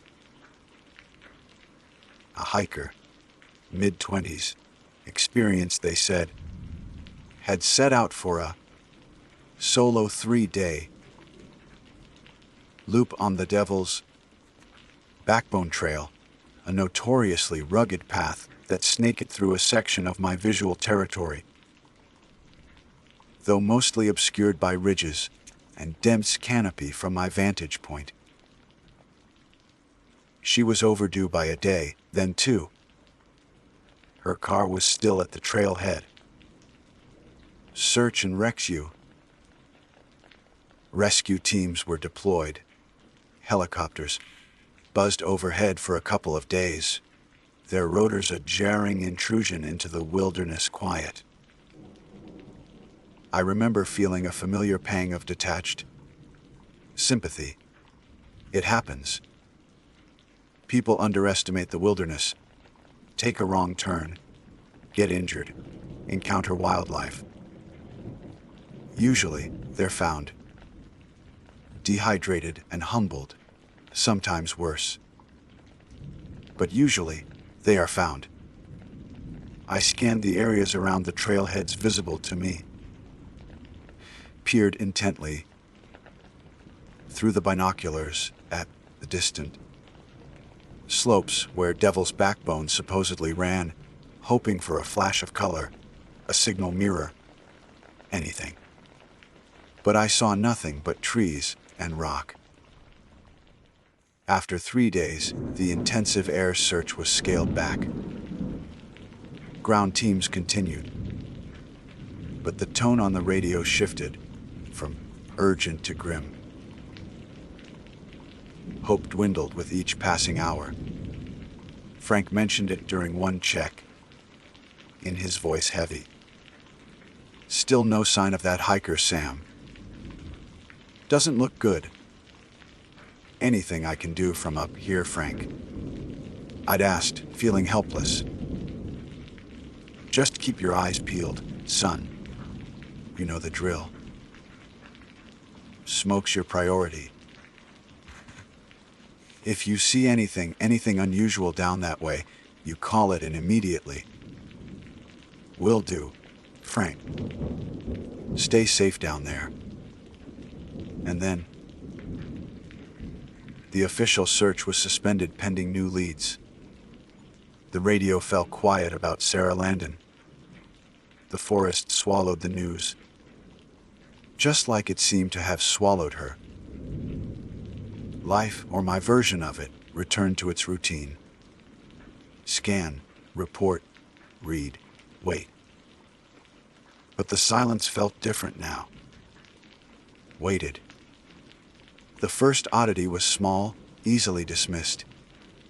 A sound, late one night, maybe a week after the search wound down. I was reading by lantern light. However, the wind whistling a low tune around the cabin. It was a sharp snap, like a large branch breaking under weight. Closer than typical forest noises. Maybe just down the slope from the tower's base. Probably a deer, I told myself, or maybe a bear drawn by the scent of my dinner scraps. Even though, usually meticulous about waste disposal. I listened intently for a few minutes, but heard nothing more than the wind. Still, I found myself checking the heavy, wooden, across the trapdoor leading down the stairs. Something I hadn't felt compelled to do with such deliberate intent before. A couple of nights later, it happened again. This time, it wasn't a snap, but a scraping sound. Metal on rock, it sounded like. Slow, deliberate. It lasted only a few seconds, then silence. My heart hammered against my ribs. I grabbed my powerful flashlight, unbarred the trapdoor, and cautiously shone the beam down the stairs and onto the rocky clearing below. Nothing. Just rocks. Sparse patches of hardy vegetation, and the encroaching shadows of the pines. No animals. No sign of disturbance. I scanned the tree line, the beam cutting through the darkness, but saw only the dense, impenetrable blackness between the trunks. Imagination, I chided myself. The wind playing tricks. Isolation making me jumpy. But the feeling of unease lingered, a cold knot in my stomach. Then came the incident with the radio. It was during the 1600 check-in. I keyed the mic. Ranger Station, this is Desolation Peak. Radio check. Static crackled back, thicker than usual. Then, Frank's voice, but strained, broken up. Sam, repeat. Interference. Heavy. Reading you broken, Frank. Say again. More static, then a sound that made the hair on my arms stand on end. It wasn't Frank. It was breathing. Heavy, ragged breathing, amplified through the radio speaker, unnervingly close to the microphone on the other end. It lasted maybe 5 seconds, then cut out abruptly, replaced by dead air. Ranger Station. Anyone reading Desolation Peak? I tried again, my voice tighter than I intended. Silence. I waited a full minute, my hand hovering over the transmit button, before trying again. This time, Frank's voice came through clear as day. Desolation Peak, read you loud and clear now, Sam. Must have been some atmospheric disturbance. Everything okay up there? Yeah, Frank. All clear. Just weird interference for a moment. I didn't mention the breathing. How could I? It sounded crazy. Delusional. Product of too much time alone. Happens, Frank said easily. Weather's supposed to hold steady, but keep an eye out. Report anything unusual. Will do, Frank. Desolation Peak clear. I switched off the mic. But the echo of that ragged breathing seemed to hang in the air of the small cabin. Atmospheric disturbance. Or something else. My eyes drifted to the map pinned beside the fire finder. The red line marking the approximate route of the Devil's Backbone Trail, seeming to pulse faintly in my vision. The area where Sarah Landon vanished. That night, sleep was elusive. Every creak of the tower, every gust of wind, every distant animal call sounded menacing, potentially masking something closer. Something unnatural. I found myself constantly getting up, peering out the windows into the oppressive darkness, scanning the moonlit landscape with binoculars until my eyes ached. Was I just losing my grip, succumbing to the classic lookout paranoia? Or was Frank's final instruction, report anything unusual, more pertinent than he realized? The feeling of being watched intensified. It was irrational. I knew. From my perch, I could see for miles in every direction during the day. No one could approach without being seen. Yet the sensation persisted. A prickling on the back of my neck. A sense of unseen eyes fixed on the tower, on me. I started spending less time on the catwalk after dusk. We soon discovered why. The imagined security of the cabin walls, despite the large windows on all sides. It was 2 days after the radio incident, in the late afternoon, that I saw something concrete. Or rather, something that shouldn't have been concrete. I was doing my 1600 sweep, binoculars panning across a distant, sun-drenched ridge to the southeast, miles away, but a known area for dry lightning strikes. My gaze snagged on a flash of color. Not the natural green or brown, or even the gray of rock. It was blue. A bright, unnatural blue, like a piece of fabric, snagged on a high branch of a dead, skeletal pine tree, halfway down the ridge slope. My pulse quickened. Hikers sometimes wore bright colors, but this was deep wilderness. Far from any marked trail on my maps, in a section characterized by steep cliffs and treacherous terrain. And it was in the general direction of where Sarah Landon had gone missing, though significantly off the known trail path.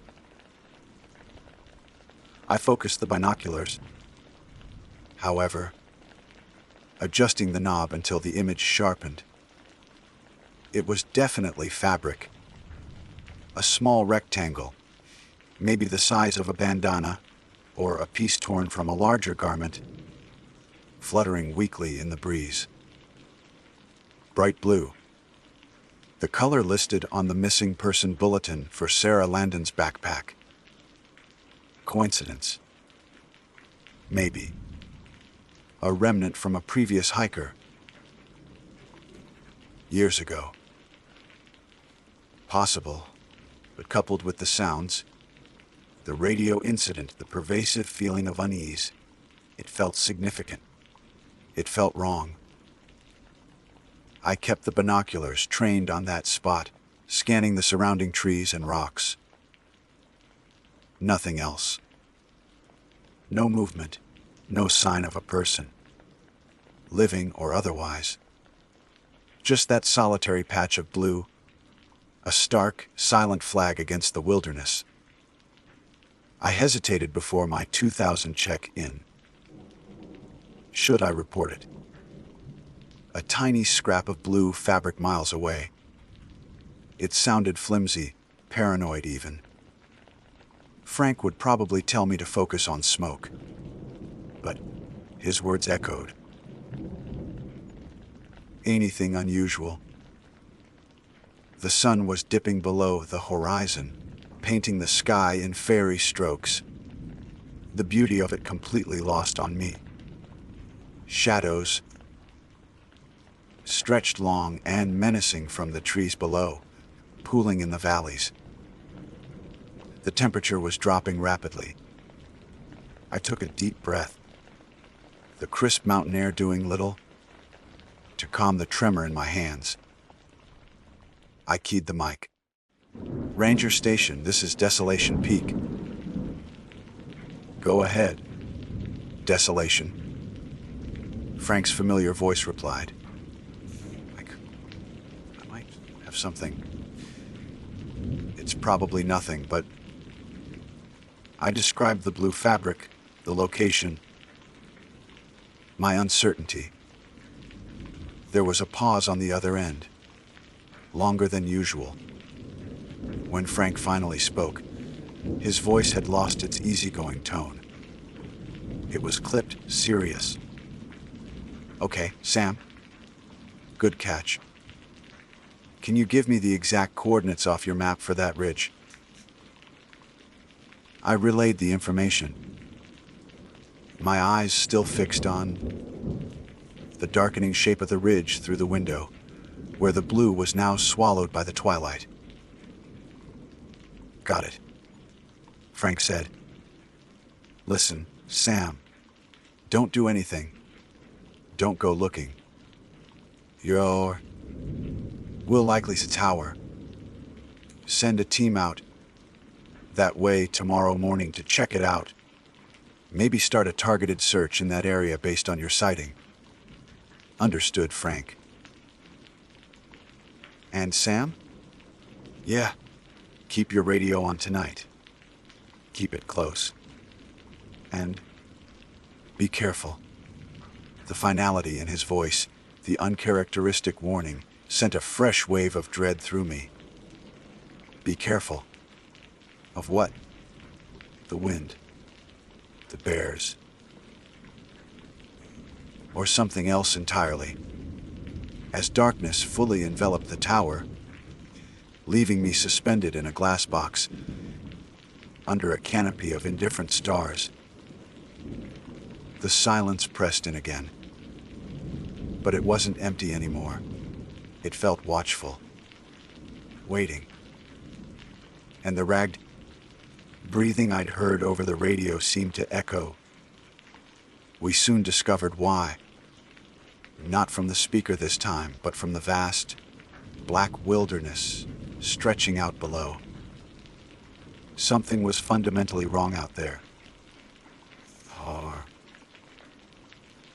And I had the sickening feeling it was getting closer. Frank's warning, be careful, echoed in the sudden silence after the radio clicked off. Careful of what? The question hammered against my skull, each beat punctuated by the frantic thumping of my own heart. Darkness had slammed down like a coffin lid, absolute and smothering. The stars, usually a source of detached wonder, seemed sharp and cold tonight, like scattered chips of ice. The vast wilderness outside the thin glass windows wasn't just empty space anymore. It felt charged, sentient, holding its breath, and watching. Sleep was out of the question. I poured another cup of coffee, the last dregs from the pot I'd made hours ago, now lukewarm and bitter. But I needed the ritual, the semblance of normalcy. I sat on the cot, my back pressed against the wall, the radio beside me, volume turned low but audible. My shotgun, usually stored unloaded in its case, was propped against the bedside table, loaded with buckshot. Standard procedure allowed for firearms protection against wildlife, but I'd never felt the need to keep it loaded and ready inside the cabin until tonight. We soon discovered why. Against what, I wasn't sure. A bay wouldn't tap on the radio microphone. A cougar wouldn't leave fabric snagged high in a tree, miles off trail. Every sound was magnified, distorted by the tension coiling in my gut. The creak of the tower settling, a sound I usually ignored, now sounded like footsteps on the stairs. The wind, moaning around the corners of the cabin, seemed to carry whispers. Why, unintelligible fragments of words that slipped away the moment I tried to focus on them. Was it just the wind? Or was it in the wind? Paranoia is the lookout's occupational hazard. I reminded myself. Isolation breeds phantoms. But the memory of that ragged breathing over the radio, Frank's strained voice, the unsettling blue fabric, these weren't phantoms. Around 0200, I heard it again. Scratching. Not the scrabble of a small animal, but a heavier sound, rhythmic, insistent. It seemed to be coming from one of the support legs, directly beneath the cabin. Scrape, drag, scrape, like something heavy, something with rough edges, being deliberately dragged against the metal structure. My blood ran cold. I froze, straining my ears, coffee forgotten in my hand. The sound continued for perhaps 30 seconds, then stopped abruptly. Silence crashed back in, heavier than before. I wanted to shine my flashlight down again, but Frank's warning held me back. Don't do anything. Was investigating a noise doing something? Or was staying put? Blind and deaf to whatever might be happening, just 50 feet below, the more dangerous option. I compromised. Staying away from the trapdoor, I crept to the south, facing window, the direction the sound seemed to originate from, and peered down into the impenetrable darkness. Nothing. Just the faint outline of rocks and the deeper black where the trees began. No movement. No shapes, nothing to explain the noise. But I knew I'd heard it. It wasn't the wind. It wasn't the wind. It wasn't an animal. The rest of the night was a blur of vigilance. I did circuits of the small cabin, peering out each window in turn. We soon discovered why. Binoculars useless in the pitch black. I checked bar on the trapdoor countless times, pressing my weight against it, ensuring it was secure. I imagined scenarios, someone scaling the supports, tampering with the stairs, waiting just outside the door. Someone. Or something. However, we soon discovered why. The lack of definition was perhaps the worst part.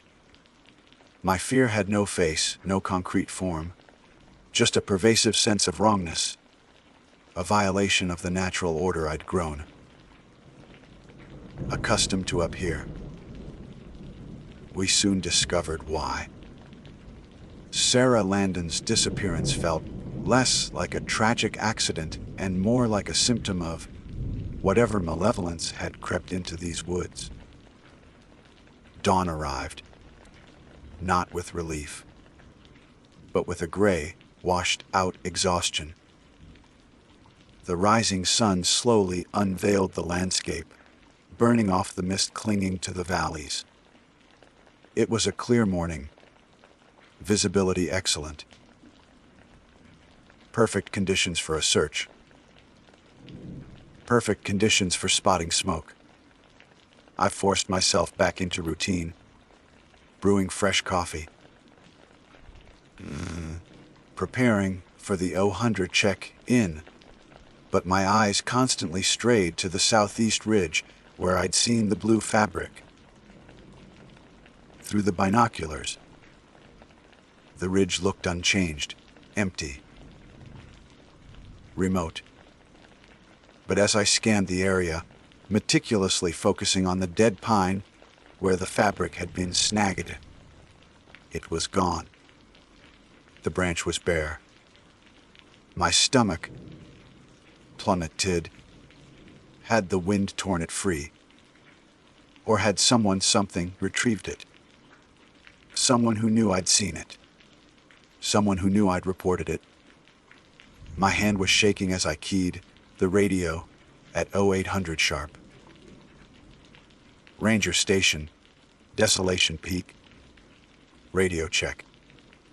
Frank's voice came back instantly, reassuringly normal. Morning, Sam. Reading you 5 by 5. Anything to report? Negative on smoke, Frank. All clear. I paused, debating whether to mention the missing fabric. It felt like reporting the absence of something already tenuous. Any update on the situation from yesterday? Affirmative, Frank said. Got a ground team heading out towards that ridge coordinate you gave me.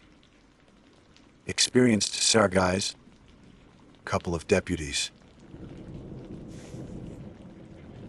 Left the trailhead about an hour ago. It's rough country, gonna take them a while to get in there. Might hear a chopper later, doing some aerial recon support, depending on what the ground team finds. Relief warred with anxiety. Help was on the way. But the fabric being gone felt ominous. Okay, Frank. Copy that. Let me know if there's anything I can do from here. Just keep those eyes open, Sam. You did good spotting that yesterday. Anything else, no matter how small, you call it in. Will do. Desolation Peak clear. The waiting began again, but now with a different flavor. Before, I was waiting for something unknown to happen. Now, I was waiting for confirmation, for the SAR team to find something, anything, to explain the blue fabric, to hopefully find Sarah Landon, or at least provide some answers. Hours crawled by. I scanned the horizon for smoke. Scanned the southeast ridge for any sign of the search team. scanned the area immediately around the tower with growing apprehension. Around noon, needing to stretch my legs and feeling slightly buoyed by the daylight and the knowledge that a search team was theoretically getting closer, I decided to do a quick perimeter check around the tower base. It was against Frank's implicit instruction to stay put. Perhaps. We soon discovered why. But the scratching sounds from the night gnawed at me. I needed to see if there was any physical evidence. Shotgun slung over my shoulder, radio clipped to my belt. However, unbarred the trapdoor and descended the creaking stairs, scanning the surrounding trees constantly. The air felt cooler at ground level. We soon discovered why. The silence more profound without the wind whistling around the cabin corners. I walked slowly around the concrete footings and metal support legs. We soon discovered why. Eyes scanning the rocky ground. And then I saw it. Not near the south leg, where I'd heard the scratching, but tucked close to the base of the northern support, partially hidden under a loose rock. It wasn't a footprint or a broken branch. It was a doll. A small, old-fashioned porcelain doll, maybe 6 inches tall. Its painted blue eyes stared blankly upwards, one cracked clean across. Its yellow dress was stained and torn, covered in dirt, and what looked disturbingly like dried pine needles woven into the fabric. One porcelain arm was missing, snapped off at the shoulder socket. My breath hitched. Where, in God's name, had this come from? There were no children up here. Hikers didn't carry fragile porcelain dolls on rugged backcountry trails. It looked old, abused, and deeply didn't belong here. It felt placed, deliberately, like a message or a marker. I knelt, hesitant to touch it. The doll's painted smile seemed unnervingly wide, almost a grimace. Its remaining hand was curled into a tiny fist. Goosebumps erupted on my arms despite the midday sun. This wasn't random. This was connected to the scratching, to the breathing on the radio, to the missing fabric, to Sarah Landon. I felt it with a certainty that defied logic. I backed away slowly, leaving the doll where it lay. I needed to report this. Now, I scrambled back. Up the stairs, heart pounding, fumbling with the bar on the trapdoor, slamming it shut, securing it with trembling hands. I grabbed the radio handset. Ranger Station. Ranger Station. This is Desolation Peak. Urgent. I yelled into the mic, forgetting protocol. Static answered me. Thick, impenetrable static, drowning out any possibility of a response. Frank! Come in! Frank! Do you read me? I tried again, switching channels, adjusting the squelch. Nothing but static, occasionally punctuated by faint, distorted popping sounds. It wasn't atmospheric interference this time. It felt deliberate, like jamming. Panic began to claw its way up my throat. Isolated. Communication cut off. A deeply unsettling object placed right beneath me. The search team miles away, possibly walking into God knows what. the blue fabric gone, and the scratching sound. Have Hoover left the doll bin right underneath me? In the dead of night. I spent the next hour frantically trying the radio. We soon discovered why. Cycling through channels, calling Frank, calling dispatch, calling any station designation I could remember. Only static replied. We soon discovered why. The silence in the cabin was now absolute, broken only by my own ragged breathing and the frantic drumming of my fingers on the desk. The feeling of being watched returned with crushing intensity. But it wasn't just watching anymore.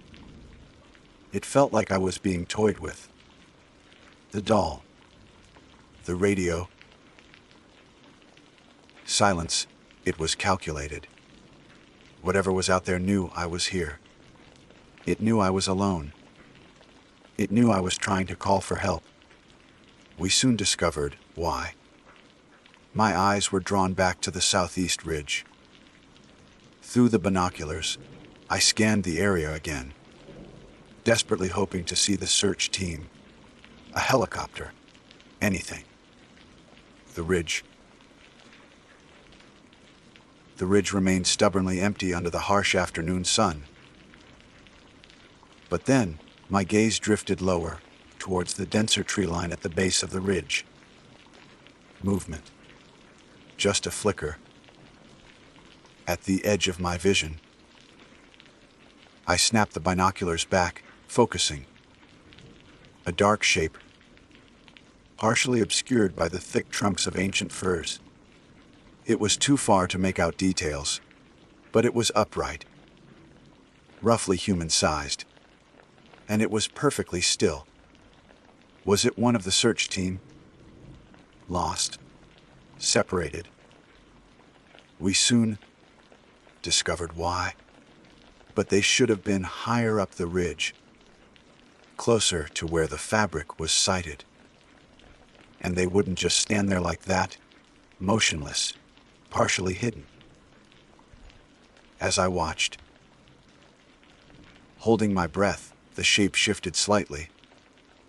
It seemed to turn, slowly, deliberately, until it was facing directly towards my tower. I couldn't see a face. Couldn't make out features, just the dark silhouette against the deeper shadows of the forest. But I could feel its attention fixed on me, an invisible beam of malevolent focus, spanning the miles between us. It stood there for what felt like an eternity, unmoving, watching me, knowing I was watching it. A silent, terrifying acknowledgement across the vast, indifferent wilderness.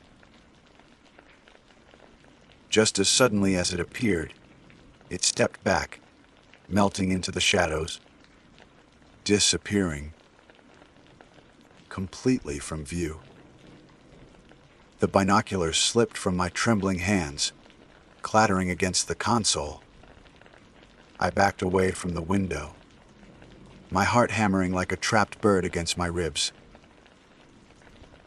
It wasn't paranoia. It wasn't isolation. It was real, and it was watching me. The sun began its slow descent towards the western horizon, signaling the approach of another night. A night without radio contact.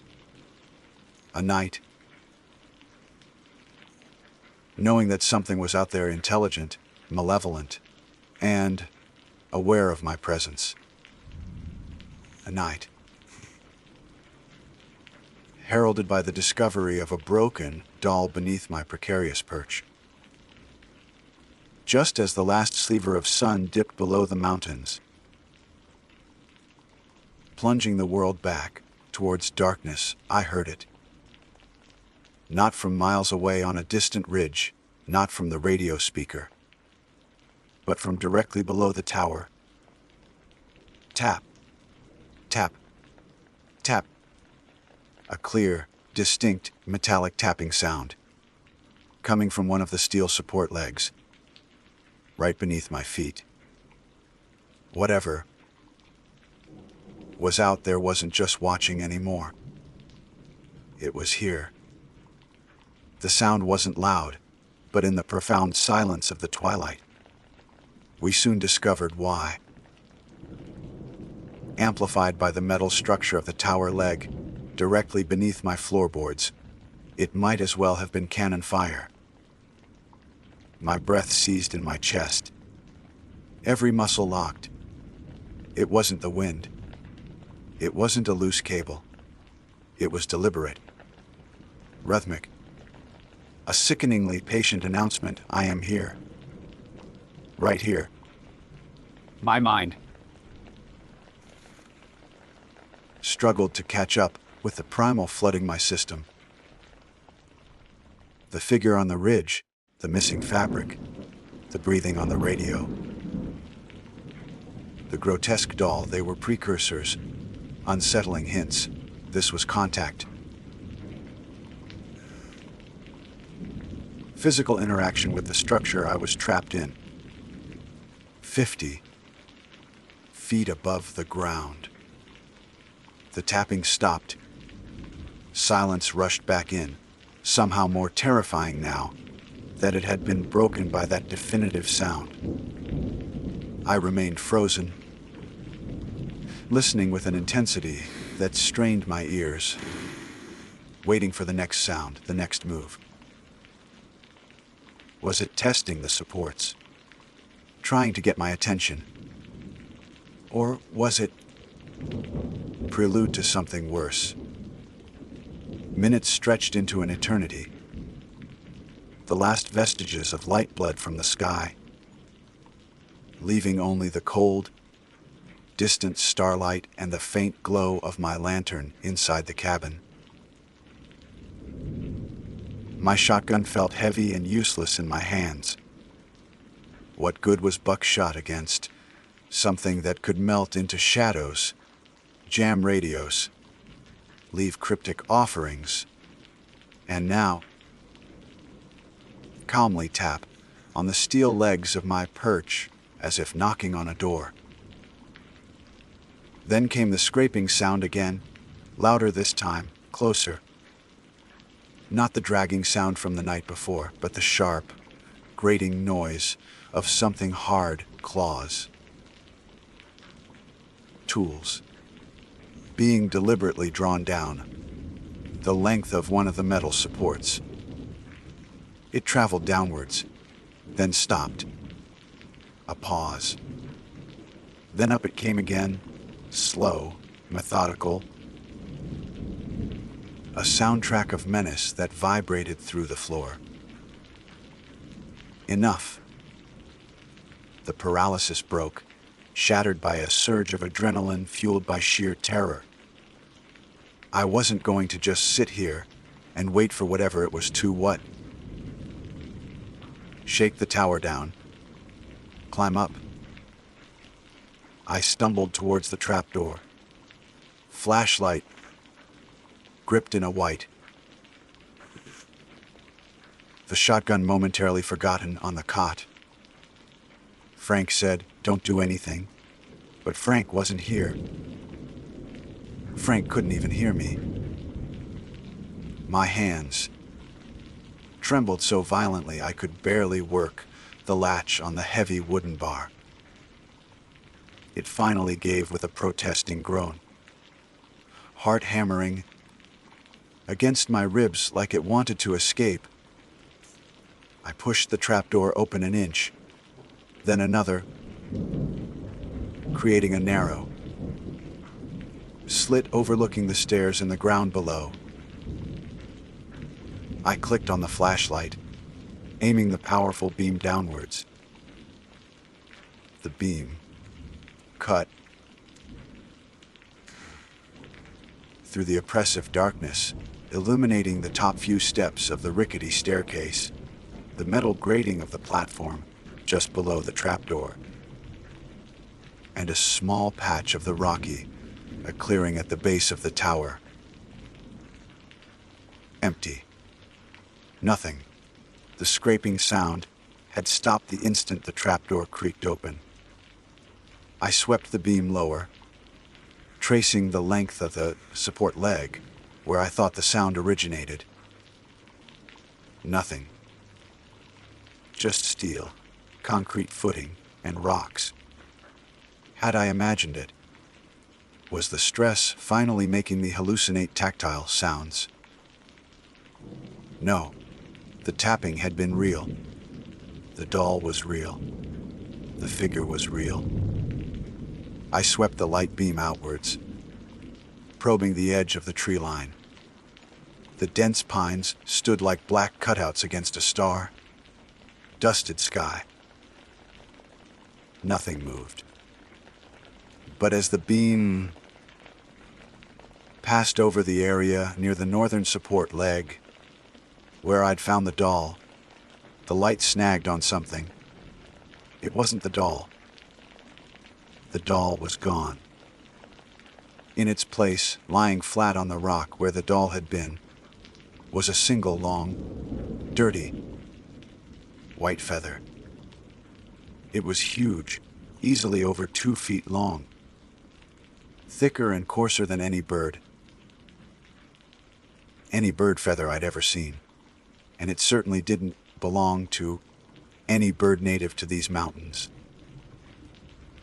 As the light hit it, I saw dark, rust-colored stains near the quill. Dried blood. My stomach churned. What kind of creature shed feathers like that? Before I could process the implication. Why? Movement flickered at the periphery of the light beam, just beyond the clearing, back in the trees. I snapped the light back, heart leaping into my throat. For a fraction of a second, I saw it.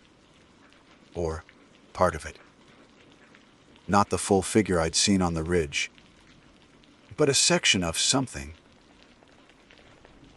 retreating rapidly behind a thick tree trunk. What I saw made no sense. It was impossibly tall and thin, far taller than a human, and the limb I assumed it was, a limb moved with a jerky, unnatural gait, like a broken marionette. The surface wasn't skin, not fur, but looked almost like tightly stretched pale bark or old leather. And for the briefest instant, as it turned to disappear, I thought I saw something reflective, multifaceted low down on the retreating shape, like a cluster of insect eyes, catching the beam. Then it was gone, utterly vanished back into the blackness between the trees. I slammed the trapdoor shut, fumbling with the bar, ramming it home with trembling hands. I scrambled backwards away from the door, collapsing onto the cot, gasping for air. Tall, thin, jerky movement, bark like skin, insect eyes, feathers. What the hell was out here? Panic, cold and absolute, threatened to drown me. Sleep deprivation and terror were weaving a tapestry of madness in my mind. Was that real? Did I truly see that? The image burned behind my eyelids, defying logic, defying sanity. I squeezed my eyes shut, trying to force the image away. But it lingered, the unnatural height, the jerky retreat, the sickening glimpse of something utterly alien. I stayed on the cot, knees pulled to my chest, shotgun clutched tight for hours. Listening. Every creak, every gust of wind sent fresh waves of terror through me. The radio remained stubbornly silent. A useless box of plastic and wires. Occasionally, I thought I heard movement below, the soft crunch of boots on gravel, but I refused to look again. Seeing that thing had been bad enough. Not knowing where it was now was almost worse. Sometime before dawn, a new element crept into the oppressive atmosphere. Fog. It began subtly. Wisps rising from the valley floor, like grasping fingers, illuminated faintly by the starlight. But it thickened rapidly, unnaturally fast. Within an hour, the tower was completely enveloped in a dense, wet, cloying blanket of white. Visibility dropped to zero. The windows became opaque canvases of gray. I was sealed in, blind to the outside world, the isolation becoming absolute. The fog felt wrong. It carried a strange smell, metallic and vaguely reminiscent of stagnant water or decay. It muffled sounds, creating an eerie why? Soundproofed silence that was somehow more menacing than the noises had been. It pressed against the glass, not just obscuring the view, but seeming to push inwards, to suffocate. With the fog came a new level of psychological torment. I couldn't see out, but could it see in? Was it still down there, circling the base? Hidden by the mist? Was it climbing, using the fog as cover? My imagination ran wild, conjuring images of the bark, skinned figure ascending the stairs. Why? Its multifaceted eyes peering through the gray, its unnatural limbs finding purchase on the wet steps. I found myself talking aloud, whispering desperate pleas into the fog-bound cabin. Leave me alone, please. Just go away. What do you want? Bargaining with the silence, with the unseen thing outside. Then anger flared. Get the hell away from my tower. I yelled, my voice hoarse, immediately regretting the outburst, convinced I'd only provoked it. The silence stretched. The fog thickened. My sense of time dissolved. Was it morning? Midday? The light filtering through the fog was diffuse, featureless. My watch said it was nearly 1,000, meaning the search team should have been active for hours. But there had been no sound of helicopters, not that I'd hear them, in this soup. No radio contact. Nothing. What had happened to them?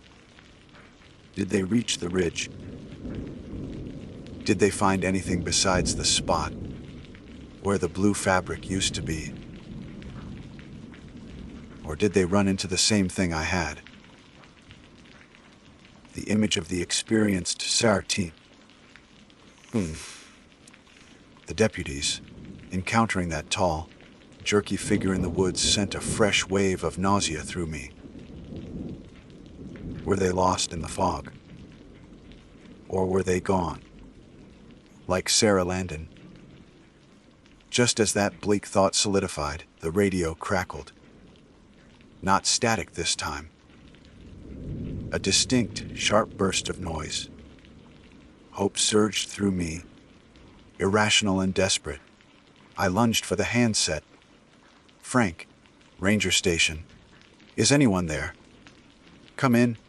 Another crackle. Then a voice. Distorted, broken by interference, but undeniably a voice. Female. High-pitched, and utterly terrified. Out there. Oh, God, it's... Sam, Sam, can you? hear me? It took. The transmission dissolved into a horrifying sound, a wet, tearing noise, followed by a strangled gasp. Then abrupt silence. My blood turned to ice water. It wasn't Frank. It wasn't dispatch. The voice distorted as it was. It sounded chillingly like the descriptions I'd heard of Sarah Landon. Young, female, terrified. It took what? Took who? Was it a live transmission? Or an echo? A recording? A cruel mimicry broadcast by the thing outside? The radio fell silent again, utterly dead.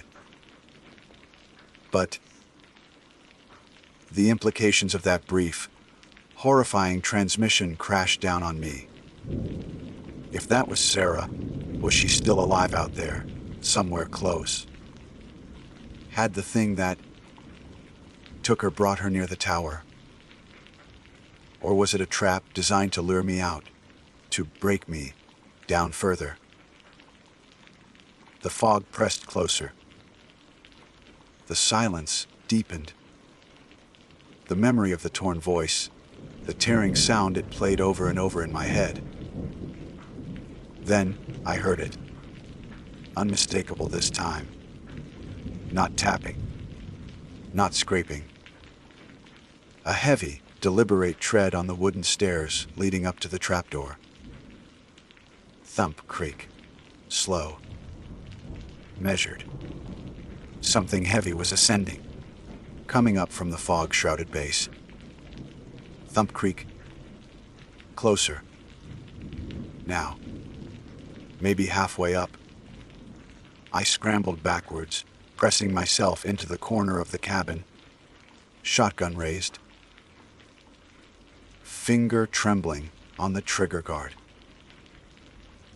The trapdoor, secured only by a heavy wooden bar, suddenly seemed terrifyingly inadequate. Thump, creak. Just below the trapdoor platform now. Whatever it was right outside. The wood of the trapdoor groaned slightly under a shifting weight from below.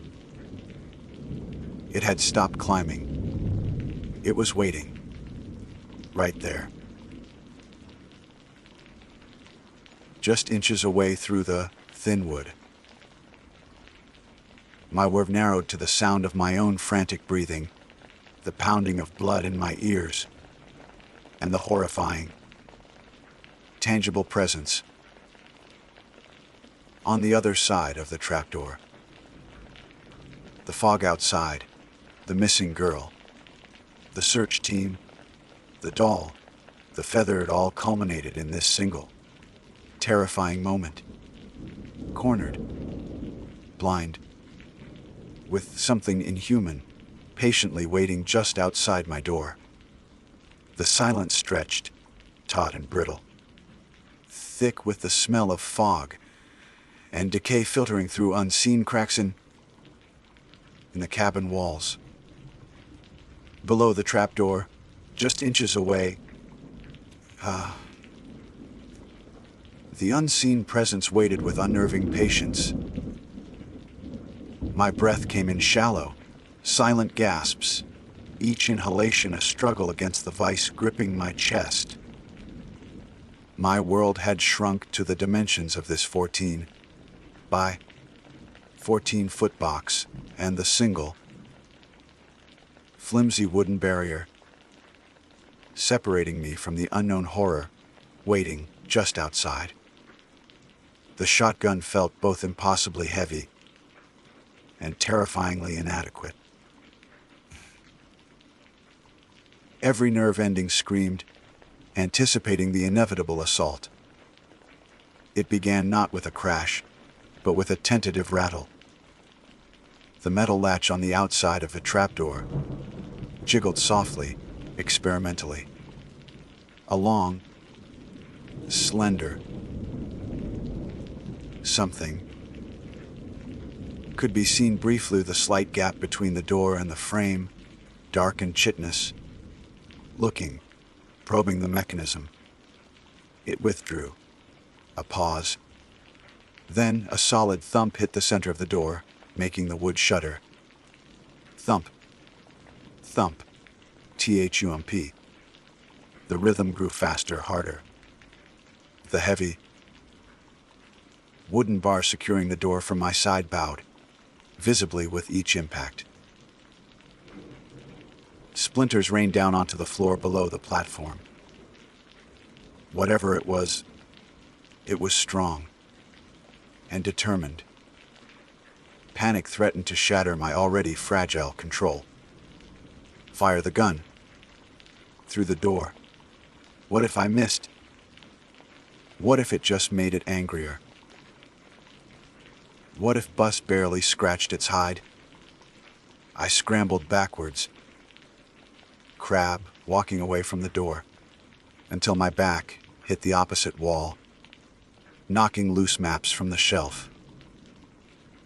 My eyes darted around the cabin. Reinforced the door. With what? My cot. The small table holding the useless radio. Pointless. Suddenly, the pounding stopped. Silence fell again, broken only by my ragged breathing and the frantic drumming of my heart.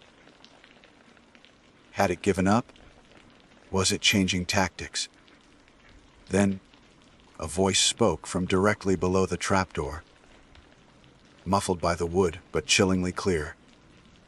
Sam. Sam, open the door. It's Frank. Ice flooded my veins. It wasn't Frank's voice. Not really. It was distorted, higher, pitched, with a strange, clicking undertone beneath the words, like an insect chittering. A grotesque mimicry. Sam, the fog's lifting. We found her. We found Sarah. She's hurt, son. We need to get her warm. Open the door. The voice was wrong. The cadence unnatural. The sentiment absurd given the circumstances. It knew my name. It knew Frank's name. It knew about Sarah. The brief, terrifying radio transmission echoed in my mind. It took. This thing wasn't just a mindless beast. It was intelligent. Cruel. It was toying with me, trying to lure me into lowering the bar. So our team is here, Sam. The false, frank voice continued, closer now, right against the wood. Just open up. Everything's all right now. Go to hell. I screamed, my voice cracking. A low hiss answered me from below the door, the mimicry dissolving into something guttural and alien. Then the assault began again, not pounding this time, but a focused, tearing sound. Sharp claws. Or whatever appendages it possessed began, gouging deep grooves into the wood of the trapdoor, splintering it, seeking purchase, trying to rip it apart. I knew then I couldn't stay. The bar wouldn't hold forever. The wood was weakening. Staying here meant waiting for it to inevitably break through, trapping me in this glass cage with it. Escape. It was insane, maybe impossible, but it was the only option besides certain death. My eyes darted to the windows, still opaque white with fog. Could I break down? I had some rope, but 50 feet onto unseen rocks in thick fog, possibly with that thing waiting below. Suicide.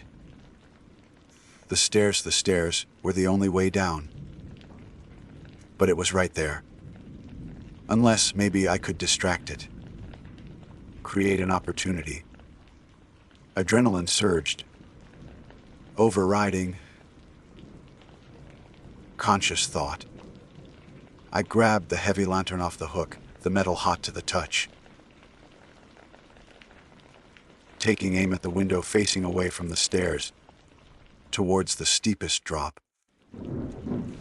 Off. I hurled it with all my might. Glass exploded outwards with a deafening crash, shards flying into the fog. The sound echoed strangely in the muffled air. Below the trapdoor, the tearing sound stopped instantly. Had it worked? Had the sudden noise startled it? Drawn its attention? I didn't wait to find out. Shotgun clutched in one hand, I lunged for the trapdoor, my other hand fumbling with the heavy bar. It resisted for a heart-stopping moment, then swung free. I yanked the trapdoor open, the movement loud in the sudden silence. For a horrifying second, I saw it. We soon discovered why. Coiled on the platform just below, momentarily looking towards the sound of the breaking window. It was worse than the glimpses I'd caught before. Impossibly tall, even crouched, skeletally thin, covered in that pale bark, like hide that seemed to ripple and shift. Multiple limbs, jointed at unnatural angles. Dupe discovered why. Ending in wickedly sharp claws digging into the metal grating. And the head turned partially towards me now, revealing not eyes as I understood them. Kuduska.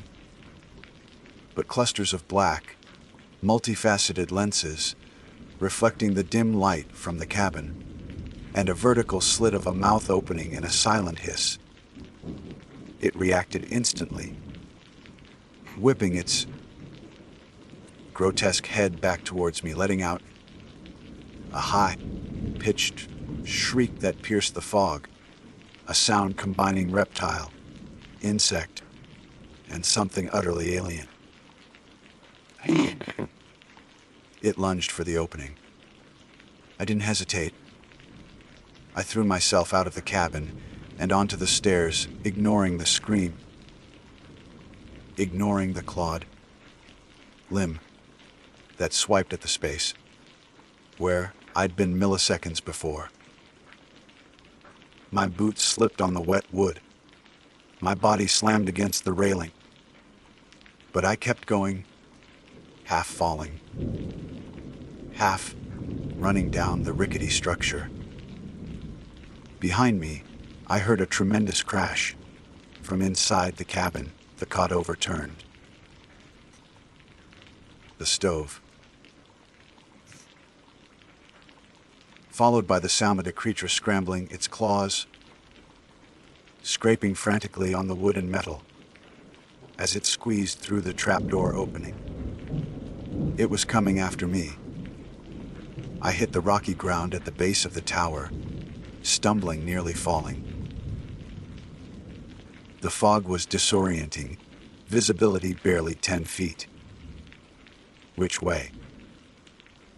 The trail was somewhere to the west, but finding it in this soup was impossible. Behind me, I heard it land heavily on the rocks, its shriek echoing again. Closer. Now. Panic chose my direction. I ran blindly away from the sound, plunging into the trees opposite the direction of the trail, crashing through unseen underbrush, branches whipping at my face. The air was cold, wet, heavy with the stench of decay, and that strange metallic tang. Soon discovered why.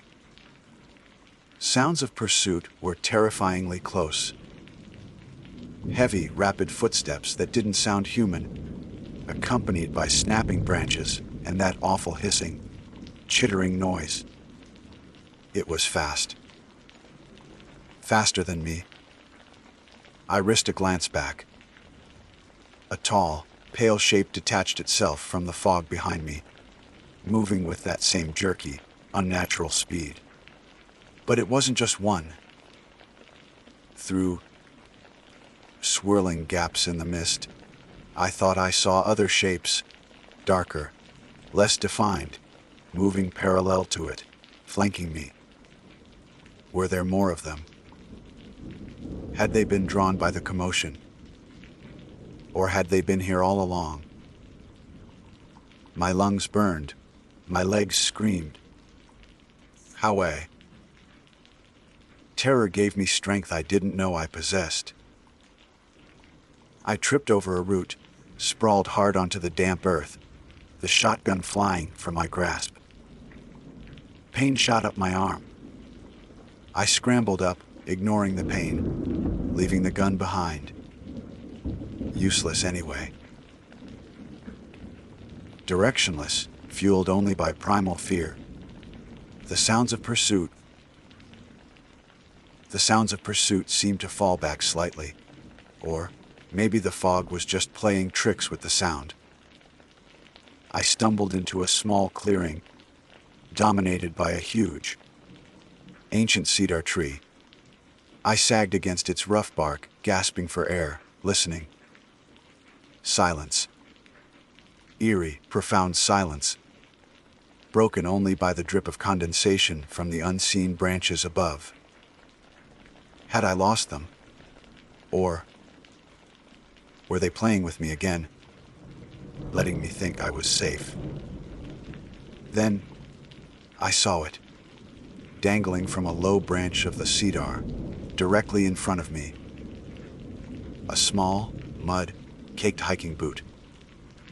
Too small for a man, and tied to the frayed lace, swinging gently in the non-existent breeze, was a single dirty white feather.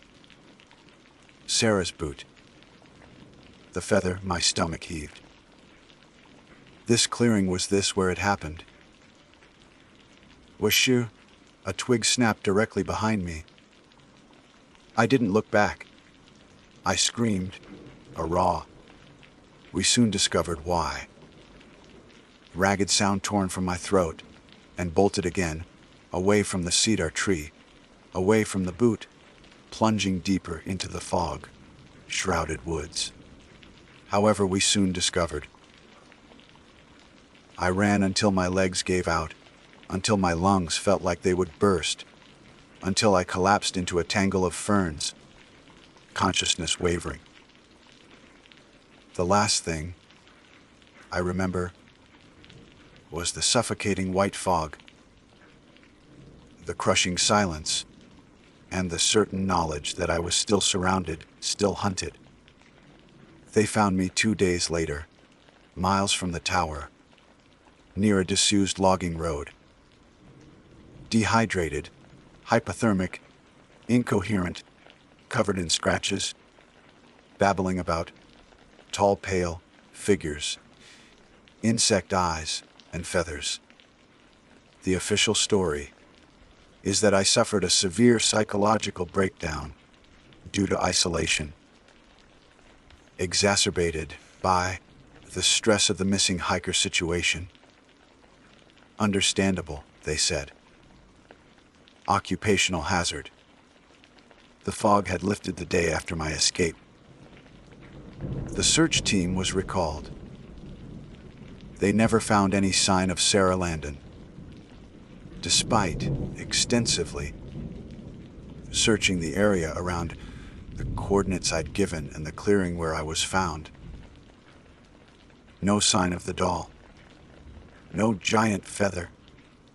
No unnatural footprints. Nothing to corroborate my story.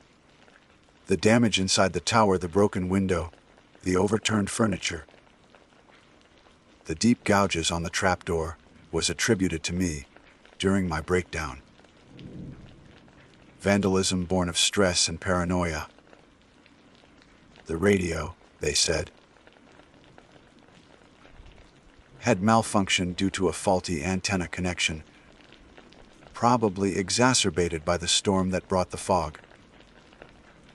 Plausible deniability. Happy to.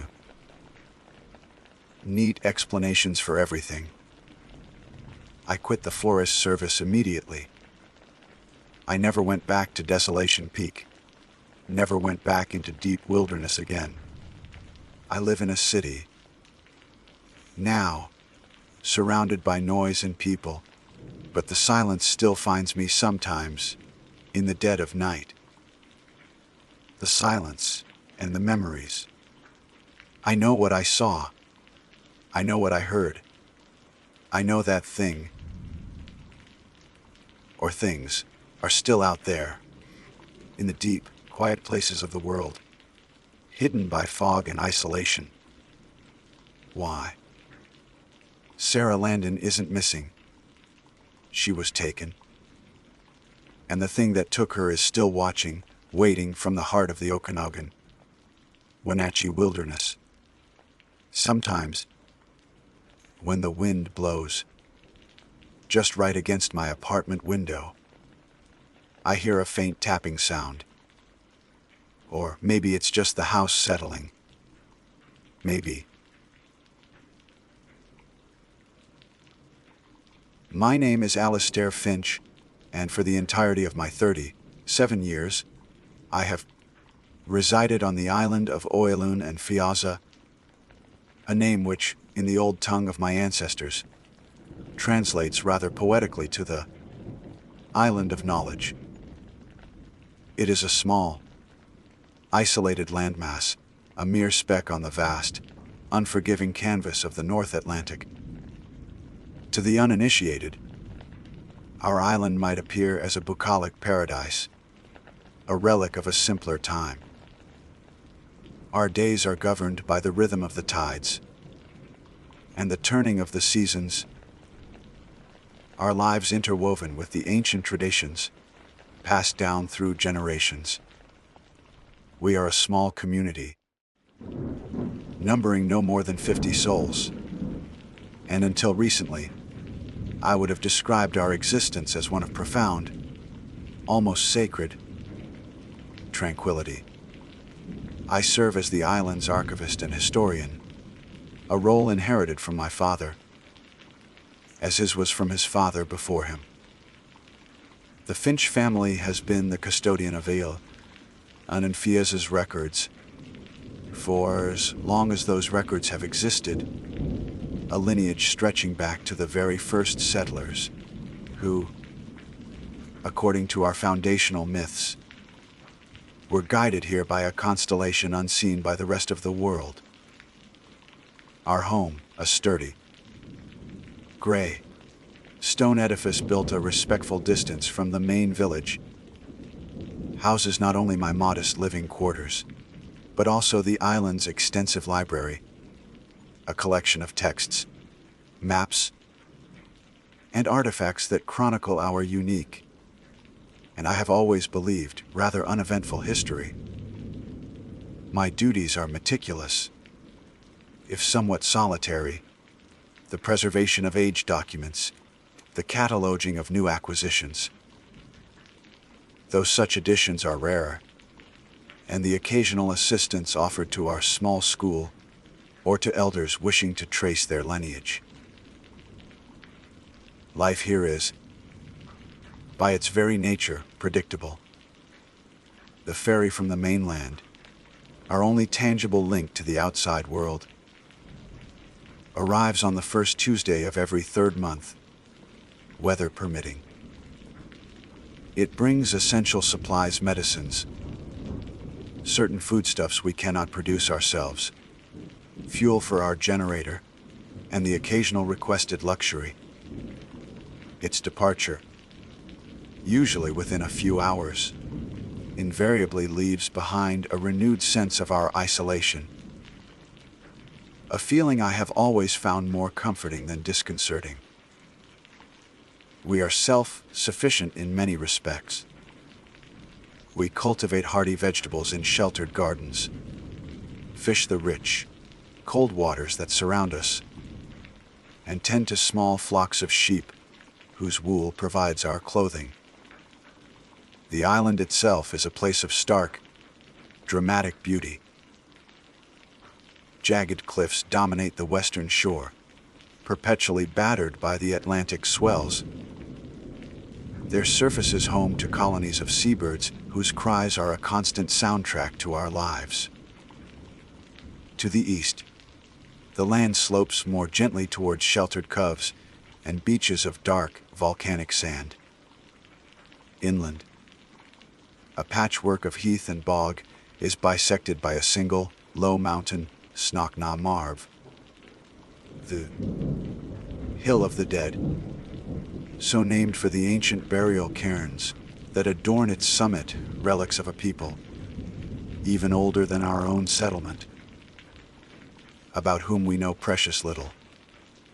These cairns are considered sacred, and a respectful distance is generally maintained by the islanders.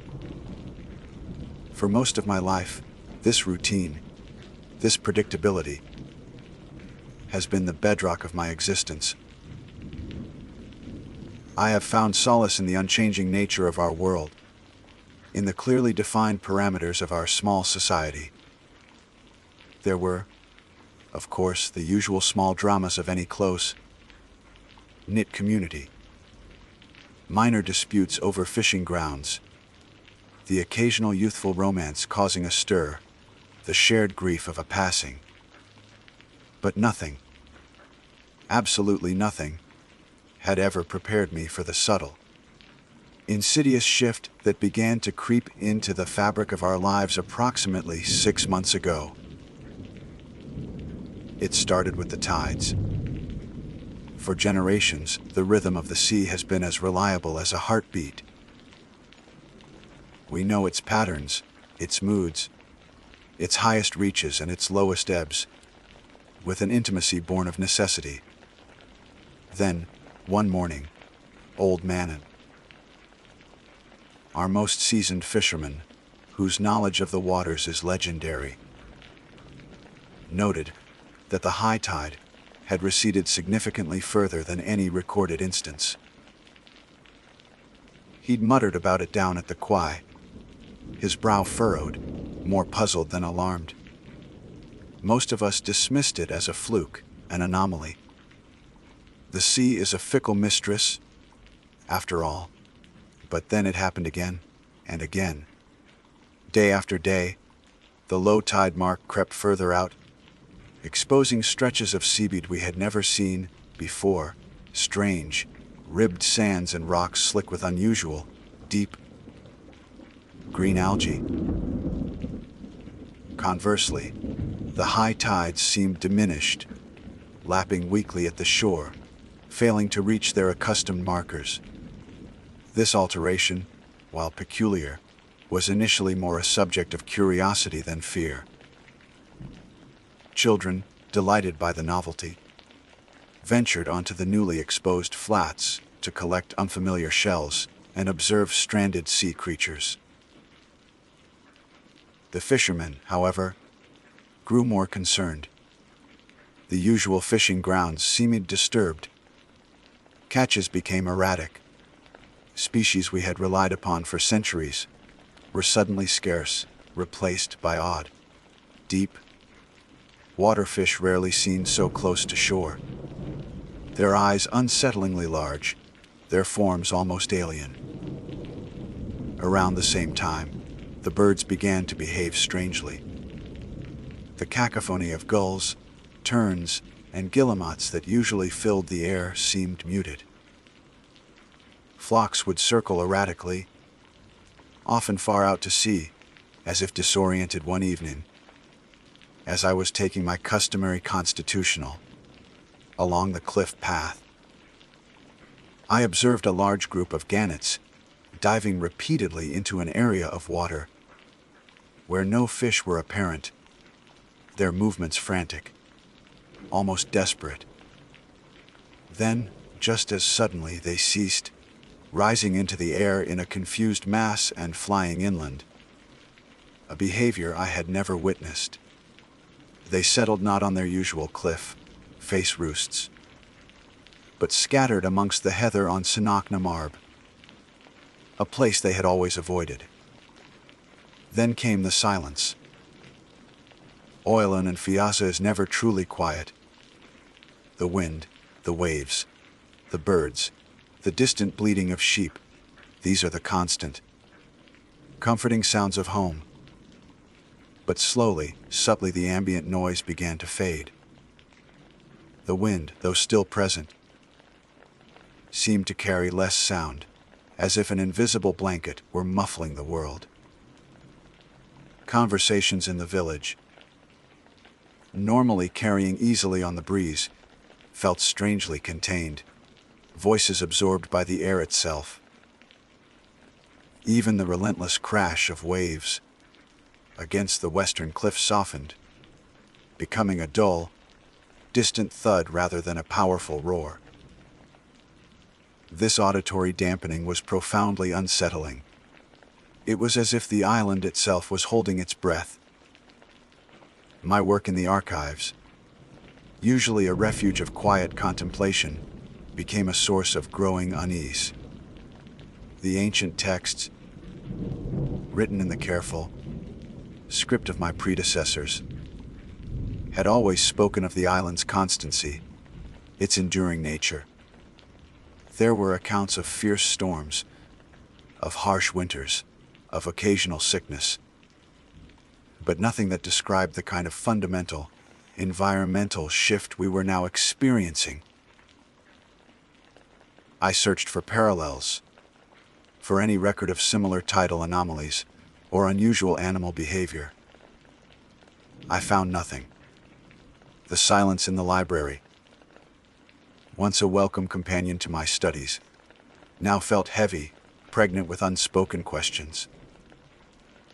The scent of old paper and binding glue, usually so familiar, seemed to carry a faint, underlying metallic tang, a smell I couldn't quite place, like ozone before a storm, but persistent and pervasive. The villagers, a stoic and practical people, tried to rationalize these occurrences.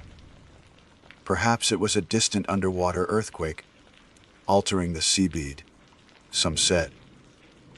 Others blamed unusual weather patterns, far out in the Atlantic. There was talk of climate change, a concept most of us only vaguely understood from the crackly radio news that occasionally reached us from the mainland broadcasts. But deep down, a current of anxiety began to flow through the community. The easy camaraderie of village gatherings was replaced by hushed conversations and worried glances. The children, more sensitive perhaps to the subtle shifts in atmosphere, became more subdued, their laughter less frequent. The most disturbing incident, for me personally, occurred about 3 weeks ago. I was verifying some of the older parish records, cross-referencing birth and death dates. It was late. The oil lamp on my desk casting a pool of warm white in the otherwise encroaching darkness of the archive. As I leaned over a particularly fragile ledger from the early 18th century, I noticed something that made my blood run cold. A new entry. There, at the bottom of a page filled with the spidery handwriting of my ancestor, Ewing Finch, was a line written in fresh, stark black ink. The script was an uncanny imitation of Ewing's style, yet discernibly, chillingly, new. It read, "The sea remembers what the land has forgotten. I am not a man prone to flights of fancy. My life has been dedicated to facts, to verifiable history." But there was no rational explanation. The ledger had been in my sole possession, for weeks stored securely within the archives. No one else had access.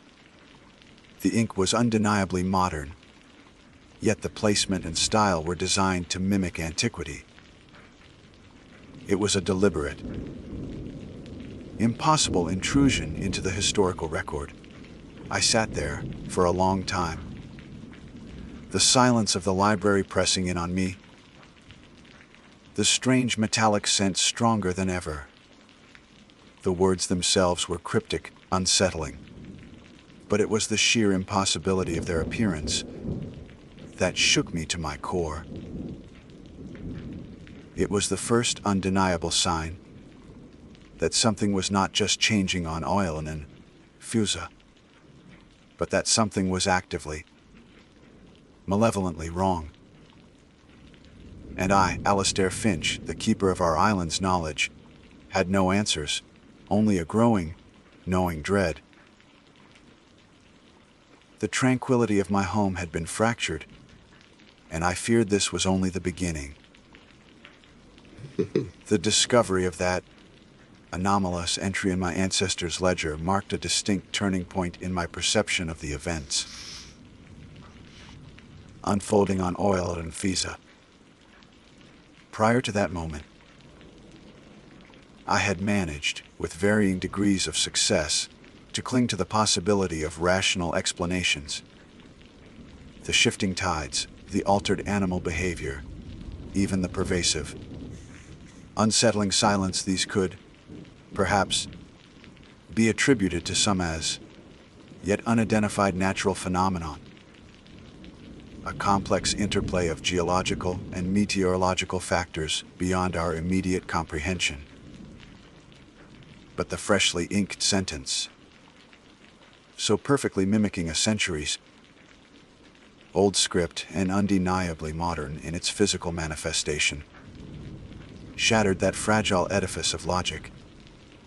It was a direct, almost personal, intrusion, a deliberate manipulation of the very records I was sworn to protect. My immediate reaction was one of profound disbelief, swiftly followed by a cold wave of fear. I examined the ledger minutely, my hands trembling slightly under the lamplight. I ran my finger over the ink. It was dry, of course, but it lacked the faded, slightly raised quality of the older script surrounding it. I held the page to the light, searching for any sign of tampering, any indication that the page itself had been replaced or somehow treated. There was none. It was as if the words had simply willed themselves into existence, a spectral pronouncement from an unknown agency. The metallic tang in the air, which I had almost become accustomed to, seemed to sharpen, prickling my nostrils with an acrid intensity that made my eyes water. Sleep offered no respite that night. The phrase, "The sea remembers what the land has forgotten," echoed in my mind, a maddening loop. What had the land forgotten? And how could the sea, a seemingly mindless expanse of water, possess memory? My dreams were a chaotic swirl of vast, dark waters, of ancient, moss-covered stones, and of shadowy figures whose faces remained tantalizingly out of focus. I awoke before dawn, the lingering sense of dread clinging to me, like the damp morning mist that often shrouded the island. In the days that followed, I found myself observing my fellow islanders with a new, almost fearful scrutiny. Had one of them somehow gained access to the archives? It seemed impossible. The library was always locked when I was not present, and I held the only key. The villagers, while possessing a healthy respect for our history, were not generally inclined towards scholarly pursuits or elaborate, cryptic pranks. Young Michael, the schoolteacher, was perhaps the most literate amongst them besides myself, but he was a man of straightforward disposition. more concerned with arithmetic and basic literacy than with unsettling historical forgeries. No. The source of the entry felt external, alien to our small, predictable community. The physical anomalies on the island continued their relentless progression. The tides receded even further, exposing vast, muddy plains where previously there had been only churning water. These newly unveiled landscapes were not merely empty expanses of sand and rock. Strange, unsettling formations began to appear. In the bay nearest to the village, a series of perfectly circular depressions became visible, each approximately 10 feet in diameter, arranged in an unnervingly precise geometric pattern. They looked almost like footprints, but of a scale that defied any known terrestrial creature. Further out, near the treacherous currents of the Western Passage, what appeared to be the tops of cyclopean stone structures emerged from the receding water's dark, monolithic blocks, slick with an oily, black substance that did not resemble any form of seaweed I had ever encountered. They seemed too regular, too deliberately placed to be natural rock formations. The fishermen, their faces etched with a mixture of awe and terror, refused to venture near them. The silence deepened, becoming almost absolute at times, particularly during the twilight hours. It was a heavy, oppressive stillness, broken only by the most immediate sounds, the creak of a floorboard underfoot, the rustle of one's own clothing. The cries of the seabirds had now vanished entirely. Their absence left a gaping void in the island's soundscape, a constant, unnerving reminder that the natural order had been grotesquely disturbed. Occasionally, this profound quiet would be punctuated by new, inexplicable noises. From the direction of Snock na Marb, the Hill of the Dead, faint, flute-like notes would sometimes drift on the evening air, a melody that was both melancholic and deeply unsettling, with no discernible source. No one on the island played such an instrument. Old Alara, who lived closest to the hill, claimed to hear soft chanting on moonless nights, whispers in a language she did not recognize, though she swore it was not the Gaelic of our ancestors. The metallic scent, too, intensified. It was no longer confined to the archives, but seemed to pervade the entire island. Particularly noticeable, near the newly exposed tidal flats and the strange structures emerging from the sea. It was strongest after the lowest tides, a sharp chemical odor that burned the back of the throat and left a lingering, unpleasant taste. Some islanders began to complain of persistent headaches, of a strange lethargy, and of vivid, disturbing dreams. Young Thomas, the blacksmith's son, a robust lad of 16, developed a peculiar rash on his after getting too close to one of the circular depressions on the mudflats. Angry red welts that wept a clear, viscous fluid. Dr. Ainsworth, our retired mainland physician, who had chosen Iolon and Fiaza for his quiet retirement, was baffled, his limited medical supplies offering little relief. The community, once so tightly knit, began to fray at the edges. Fear is a corrosive agent. The initial attempts at rationalization gave way to hushed speculation, then to open anxiety, and finally, in some quarters, to a nascent panic. Tempers grew short. Long, Standing friendships were strained by disagreements, for the nature of the threat and the appropriate response, or lack thereof. Some argued for attempting to contact the mainland, to send a boat despite the treacherous currents and the fact that the ferry was not due for another 2 months. Others, more fatalistic, insisted that we were at the mercy of forces beyond our control, that our only recourse was to pray and to reinforce the old wards and charms that our ancestors had used to protect themselves from the Ios Ce, the fairy folk.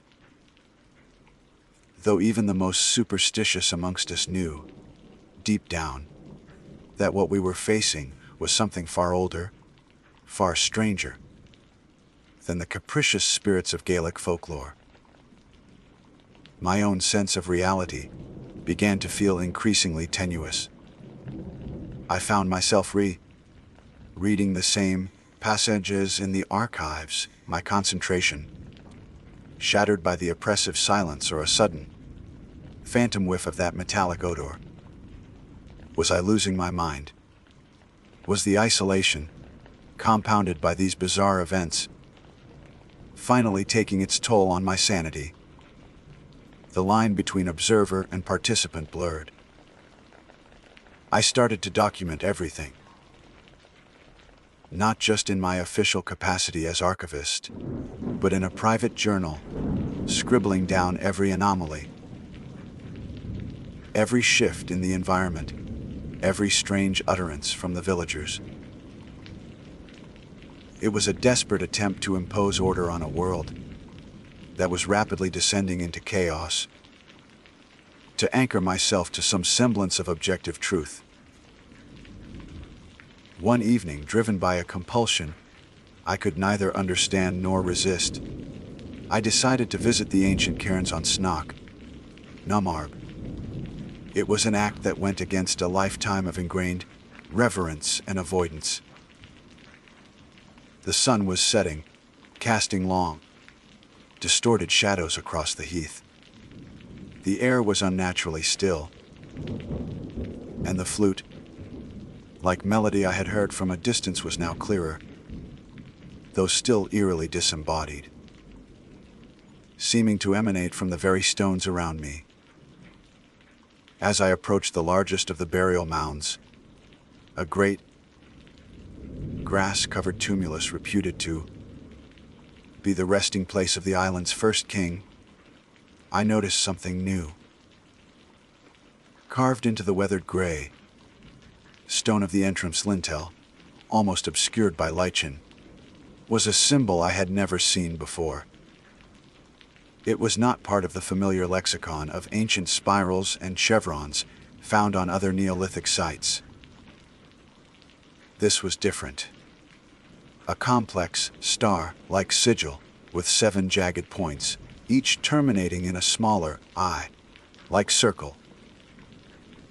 It looked disturbingly like the patterns the Gannets had made in their frantic, pointless diving weeks before. As I reached out to trace its outline, the metallic scent surged, almost overpowering, accompanied by a wave of intense nausea and a sudden, inexplicable feeling of profound dread, of being watched by something ancient and malevolent. The ground beneath my feet seemed to hum, a low, vibrational thrum that resonated deep within my bones. I stumbled back, my heart pounding, a primal fear overwhelming my scholarly curiosity.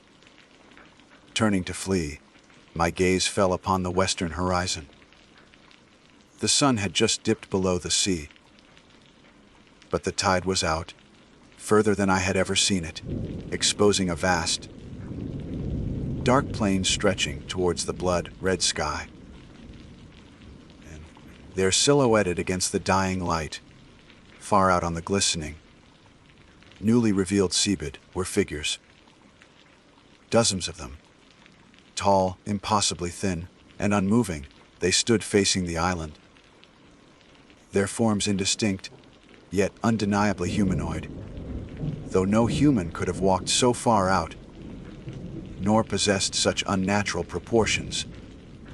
They were not fishermen. They were not islanders. They were something else. And as the last sliver of sun vanished, and an oppressive darkness fell upon Oilen and Fiaza, I knew, with a certainty that chilled me to the marrow, that they were waiting. The sea was indeed remembering, and its memories were beginning to walk. The sight of those silent, skeletal figures silhouetted against the blood-red remnants of dusk, standing sentinel on the unnaturally exposed sea, shattered the last vestiges of my composure. I did not merely retreat from Snock na Marb. I fled. Stumbling through the heather and bracken, my breath tearing at my lungs, the image of those watchers seared into my mind. The flute, like melody which had seemed merely eerie before, now carried an undeniable undertone of menace, a piping call from a world beyond human ken. The metallic scent, sharper than ever, clung to the air like a shroud. I did not stop until I reached the perceived safety of my own stone house. However, bolting the door and shuttering the windows against the encroaching night and the horrors it now palpably contained, sleep was an impossibility. Each creak of the old house, each sigh of the wind, what little of it, sound, sent jolts of adrenaline through me. My mind raced, replaying the vision of those unnaturally tall figures, their stillness more terrifying than any overt aggression. Were they the source of the changes? The authors of the cryptic message in the ledger? The carvers of the 7 pointed sigil on the ancient cairn? The questions swirled, unanswered, in the oppressive darkness of my room. The following morning, I found myself torn. A primal instinct screamed at me to bar my doors, to hide, to simply wait for the inevitable. But the archivist in me, the historian, the man whose entire life had been dedicated to the pursuit of knowledge and understanding, however limited, felt an equally powerful compulsion. If Eileen Fiaza was truly facing an existential threat, if its very history was being rewritten by some malevolent force, then I had a duty to understand it, to document it, even if there was nothing I could ultimately do to prevent it. My first coherent thought was to consult the oldest, most obscure texts. In the archive, those sections rarely disturbed, some written in archaic dialects of Gaelic, or even Latin, detailing the island's pre-settlement myths and the fragmented legends of the first people, those who had supposedly raised the cairns on Snock na Marb. For generations, these texts had been treated more as curiosities than as genuine historical records, filled with fantastical tales of sea-creature gods and pacts made with entities from beneath the waves. My predecessors had often dismissed them as the fanciful imaginings of isolated minds. Now I wasn't so sure. I delved into leather-bound volumes whose pages crackled with age, their ink faded and brittle. For days, I barely ate or slept, fueled by a desperate, nervous energy. The silence in the archive was a suffocating weight, the metallic odor a constant, unwelcome companion. It was in a particularly fragile manuscript, bound in what looked like treated fish, skin and penned by a reclusive scholar, monk from the 14th century, Brother Osen, that I found the first chilling resonance with our current predicament.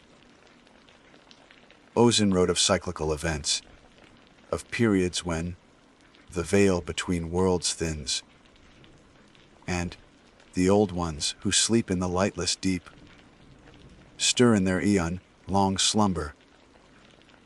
He described how the tides would recede beyond all memory, exposing the sunken causeways of their accursed city, and how their servitors, the silent watchers, would walk the barren strands, their gaze fixed upon the land of men, awaiting the summons of their masters. He even included a crude, yet unmistakable, drawing of a 7-pointed star, labeling it the key of the deeps, a sigil said, to weaken the barriers between their realm and ours. The monk wrote of a song that lulls the world to silence, and a scent of bygone stars that heralded their approach. My blood turned to ice. The flute, like melody, the pervasive metallic smell, the impossible tides, the figures, it was all there, described with chilling accuracy centuries ago. Brother Osen's text spoke of rituals, of sacrifices made by the first people to appease these entities, to keep them dormant.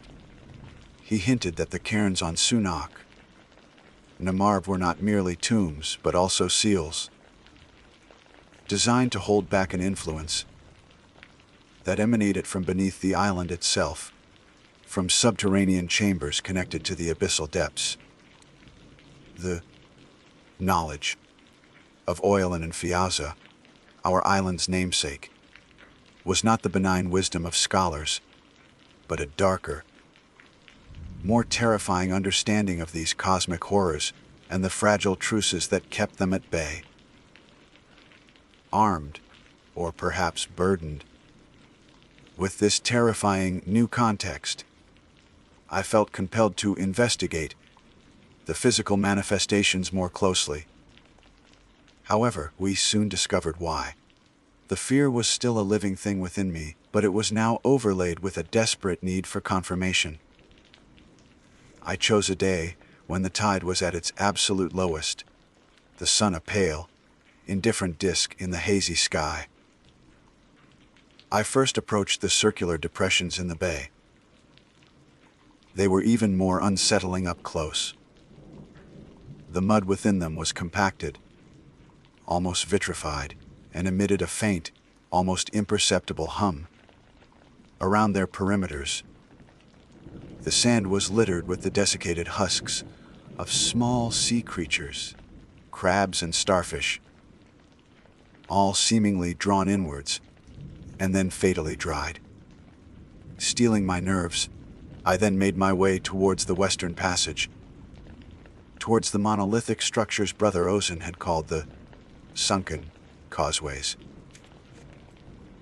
They were immense, far larger than they had appeared from a distance, their black surfaces impossibly smooth, almost like obsidian, yet not reflecting any light.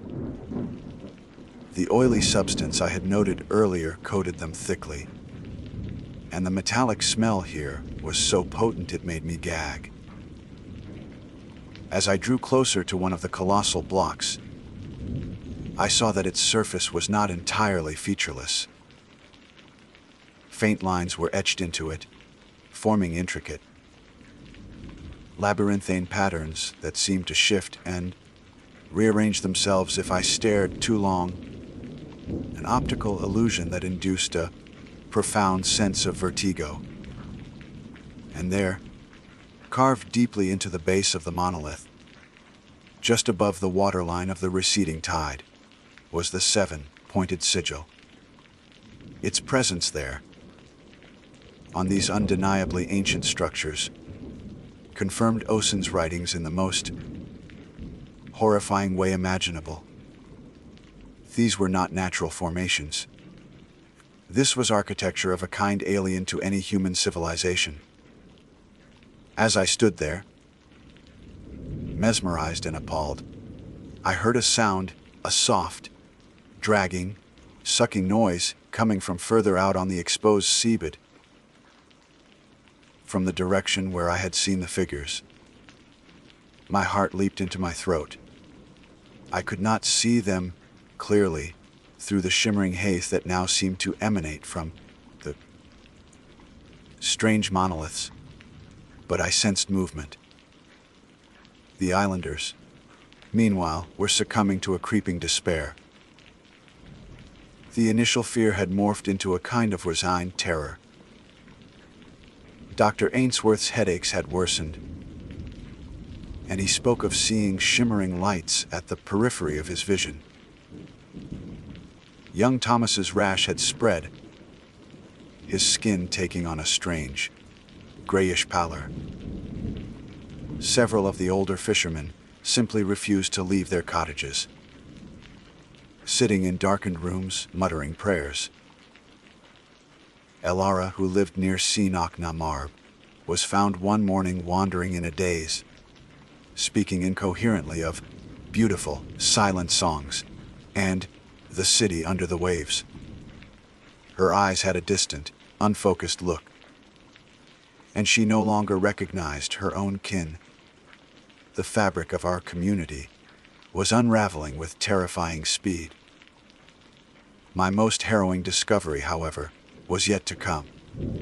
Following a passage in manuscript hidden chamber beneath the steward's keep,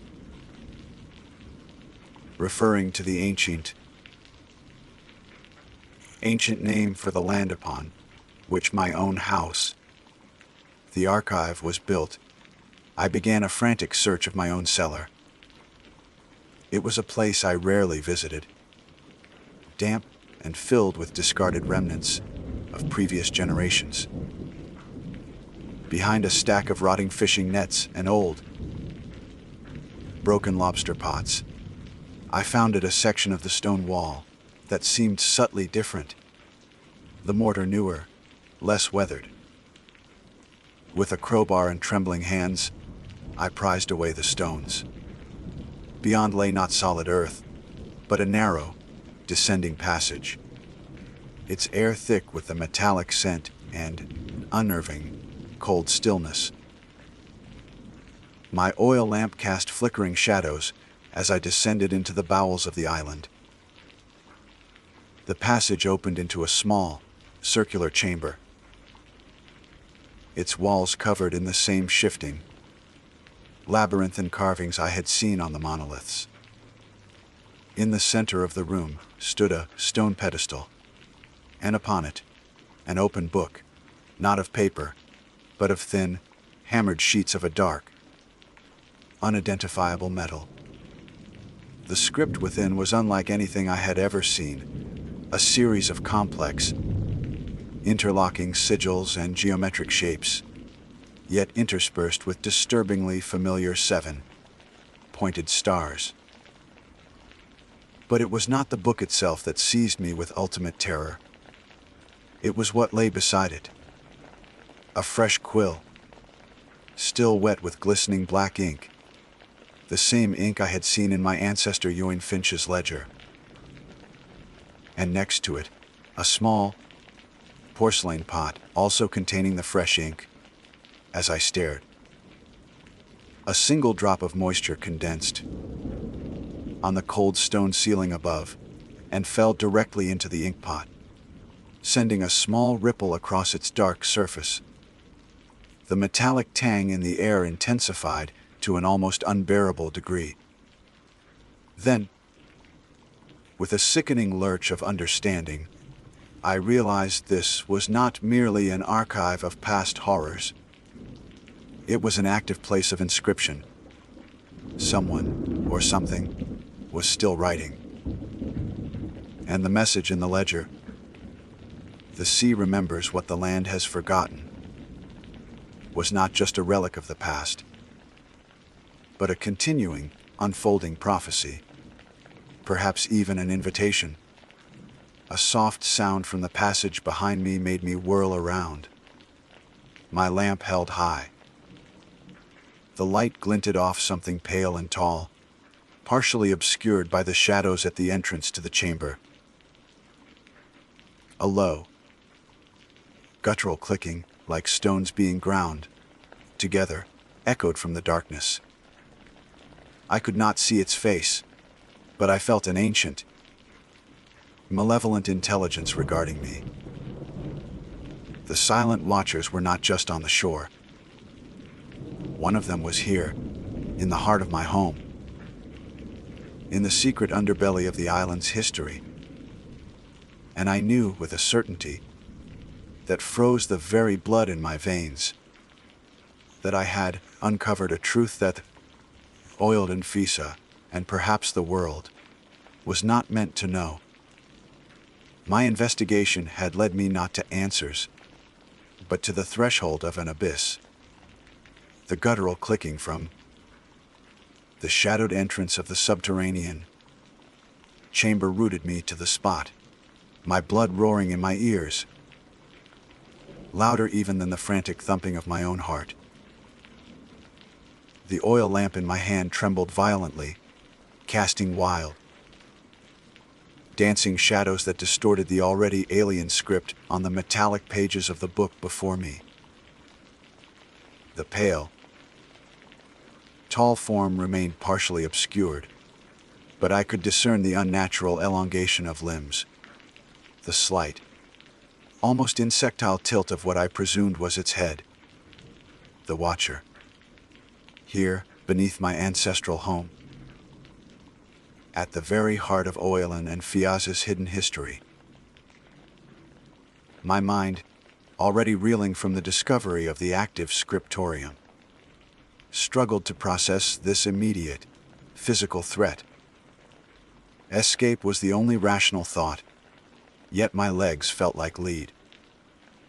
The metallic scent, now mixed with a faint, indescribably ancient aroma, like dust from a tomb sealed for millennia, was overpowering.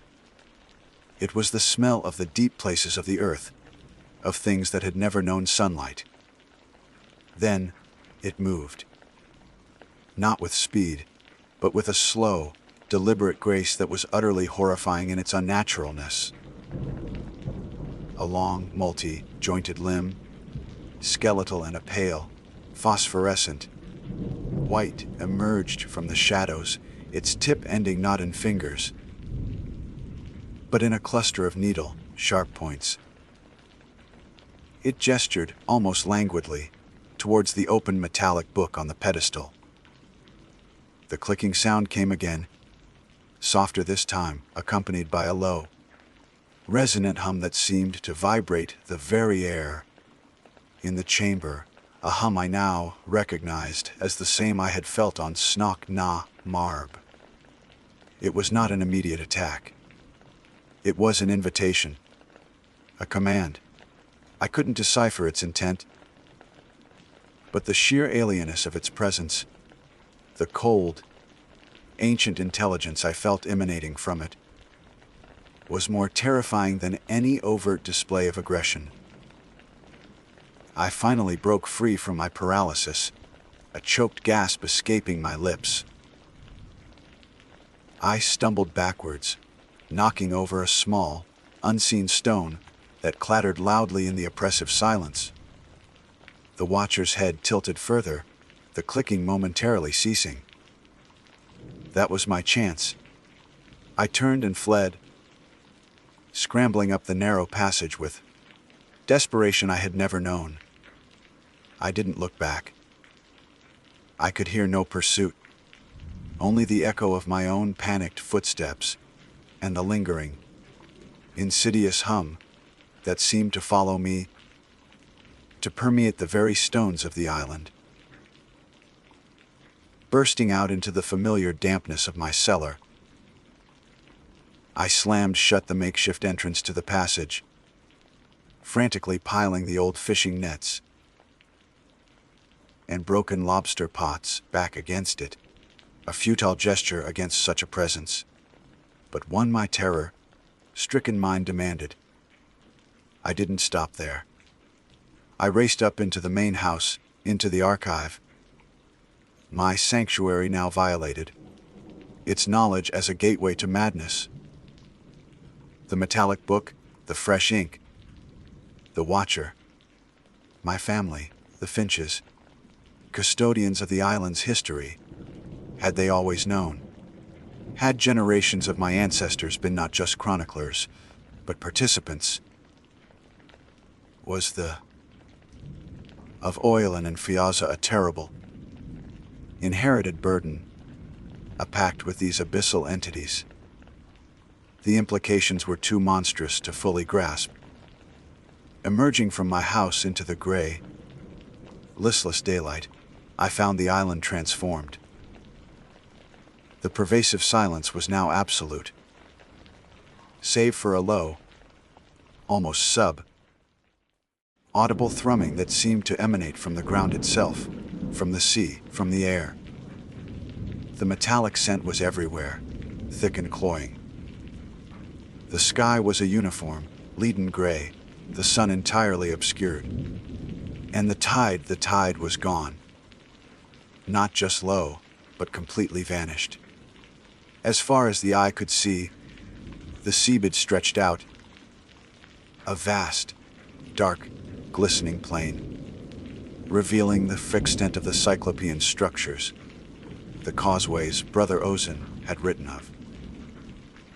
They formed a network, a series of massive, interlocking roads and platforms that led from the horizon towards the island, culminating directly beneath the cliffs of Island and Fiaza. The island was not an isolated landmass. It was the pinnacle of some colossal, submerged mountain, itself part of a larger, unthinkably ancient, and now awakening, undersea city.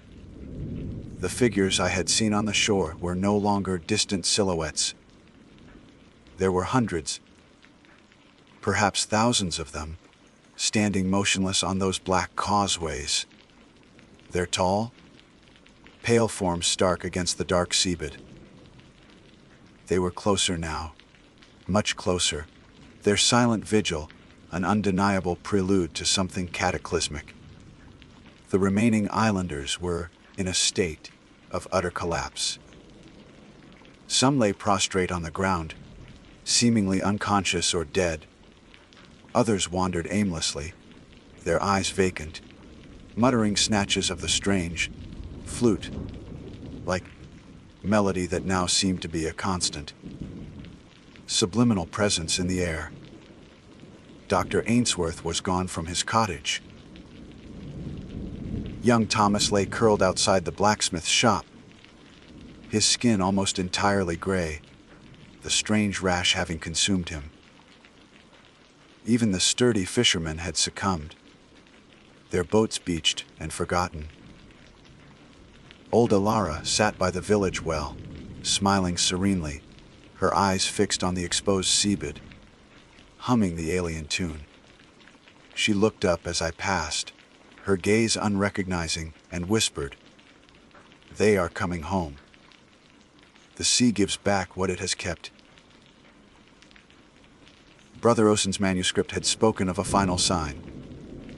When the heart of city is bared to the sky, and the silent watchers line the paths of their return, then will the great gate open, and the old ones shall reclaim their dominion. The heart of the city, was that what lay beneath the island? Were the cairns on Sinach Namarb not just seals, but markers for this gate? Driven by a final, desperate surge of agency, or perhaps madness, I knew I had to reach the Hill of the Dead. If there was any truth to the ancient monks' writings, if the cairns were indeed some kind of lock or ward, then perhaps there was something there, some clue, some way to reverse what was happening, however improbable. The climb up Snak Namarb was surreal. The humming vibration grew stronger with every step, resonating in my teeth, my bones. The air was cold, despite the lack of wind. And the metallic scent was almost suffocating.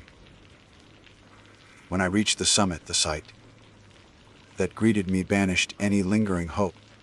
The largest cairn, the one with the 7-pointed sigil, was changed. The massive stones that formed its structure were glowing with a faint, internal luminescence, the same pale, phosphorescent white as the watchers. The sigil itself pulsed with light, a slow, rhythmic beat like a monstrous heart. And the ground around the cairn was cracking, fissures spreading outwards, revealing glimpses of a vast, dark space beneath. The great gate. It was opening. From the exposed seabed below, a sound began to rise, a colossal, resonant groan. The sound of immense pressures shifting, of stone grinding against stone, on a scale that dwarfed any earthquake. The silent watchers on the causeways began to move. Not towards the island, but turning, all as one, to face a point far out on the horizon, a point from which an even deeper darkness was now approaching. A darkness that was not mere absence of light, but a tangible presence, a vast shadow rising from the deepest trenches of the Atlantic. I stood there, atop Snoch na Marb, the last sane man on Oilen and Firza, a helpless witness to an apocalypse centuries in the making. The knowledge I had sought, the history I had revered, it was all a lie, a veil over an unthinkable truth. Our island was not a sanctuary, but a beacon, a doorway. My ancestors had not been its guardians, but its gatekeepers, perhaps even its worshippers. The book in the chamber beneath my house was not just a record. It was a work in progress, a chronicle of the old ones, inevitable return, perhaps even a summoning. The fresh ink was it for the next entry, an entry describing their final triumph. The last thing I remember clearly is the sky above that rising darkness splitting open, not with light, but with a vortex of impossible, swirling colors, a tear in the fabric of reality. The humming intensified to a deafening roar, and the flute, like melody, became a symphony of madness, a chorus welcoming the entities that were now emerging from the depths, shapes that defied geometry, forms that shimmered and changed, vast beyond comprehension. I don't know how long I have been here, in the archive, scribbling these last words. The metallic book from the chamber below now lies open on my desk. Its pages are turning slowly, as if an unseen hand is guiding them, revealing new, intricate sigils that burn themselves onto the metal. The inkpot beside it is still full, still glistening. The watcher, or perhaps another of its kind, stands in the doorway, its pale form indistinct in the dim, unnatural light that now filters through the windows. It makes no move towards me. It simply waits. The ferry will not be coming. The outside world, if it still exists, will not know our fate. Island and Fiasser is lost, swallowed by a truth older than time. The sea has indeed remembered what the land had forgotten, and we, its inhabitants, are now part of that terrible memory. Something is terribly wrong here. No, not just wrong. Something has arrived. The silence is complete now, save for the faint scratching of my quill on this paper and the soft, expectant clicking from the doorway. I think it is waiting for me to make the final entry. I am Alistair Finch, the last archivist of a dead world. And the knowledge I now possess is that we were never truly alone. We were merely overdue.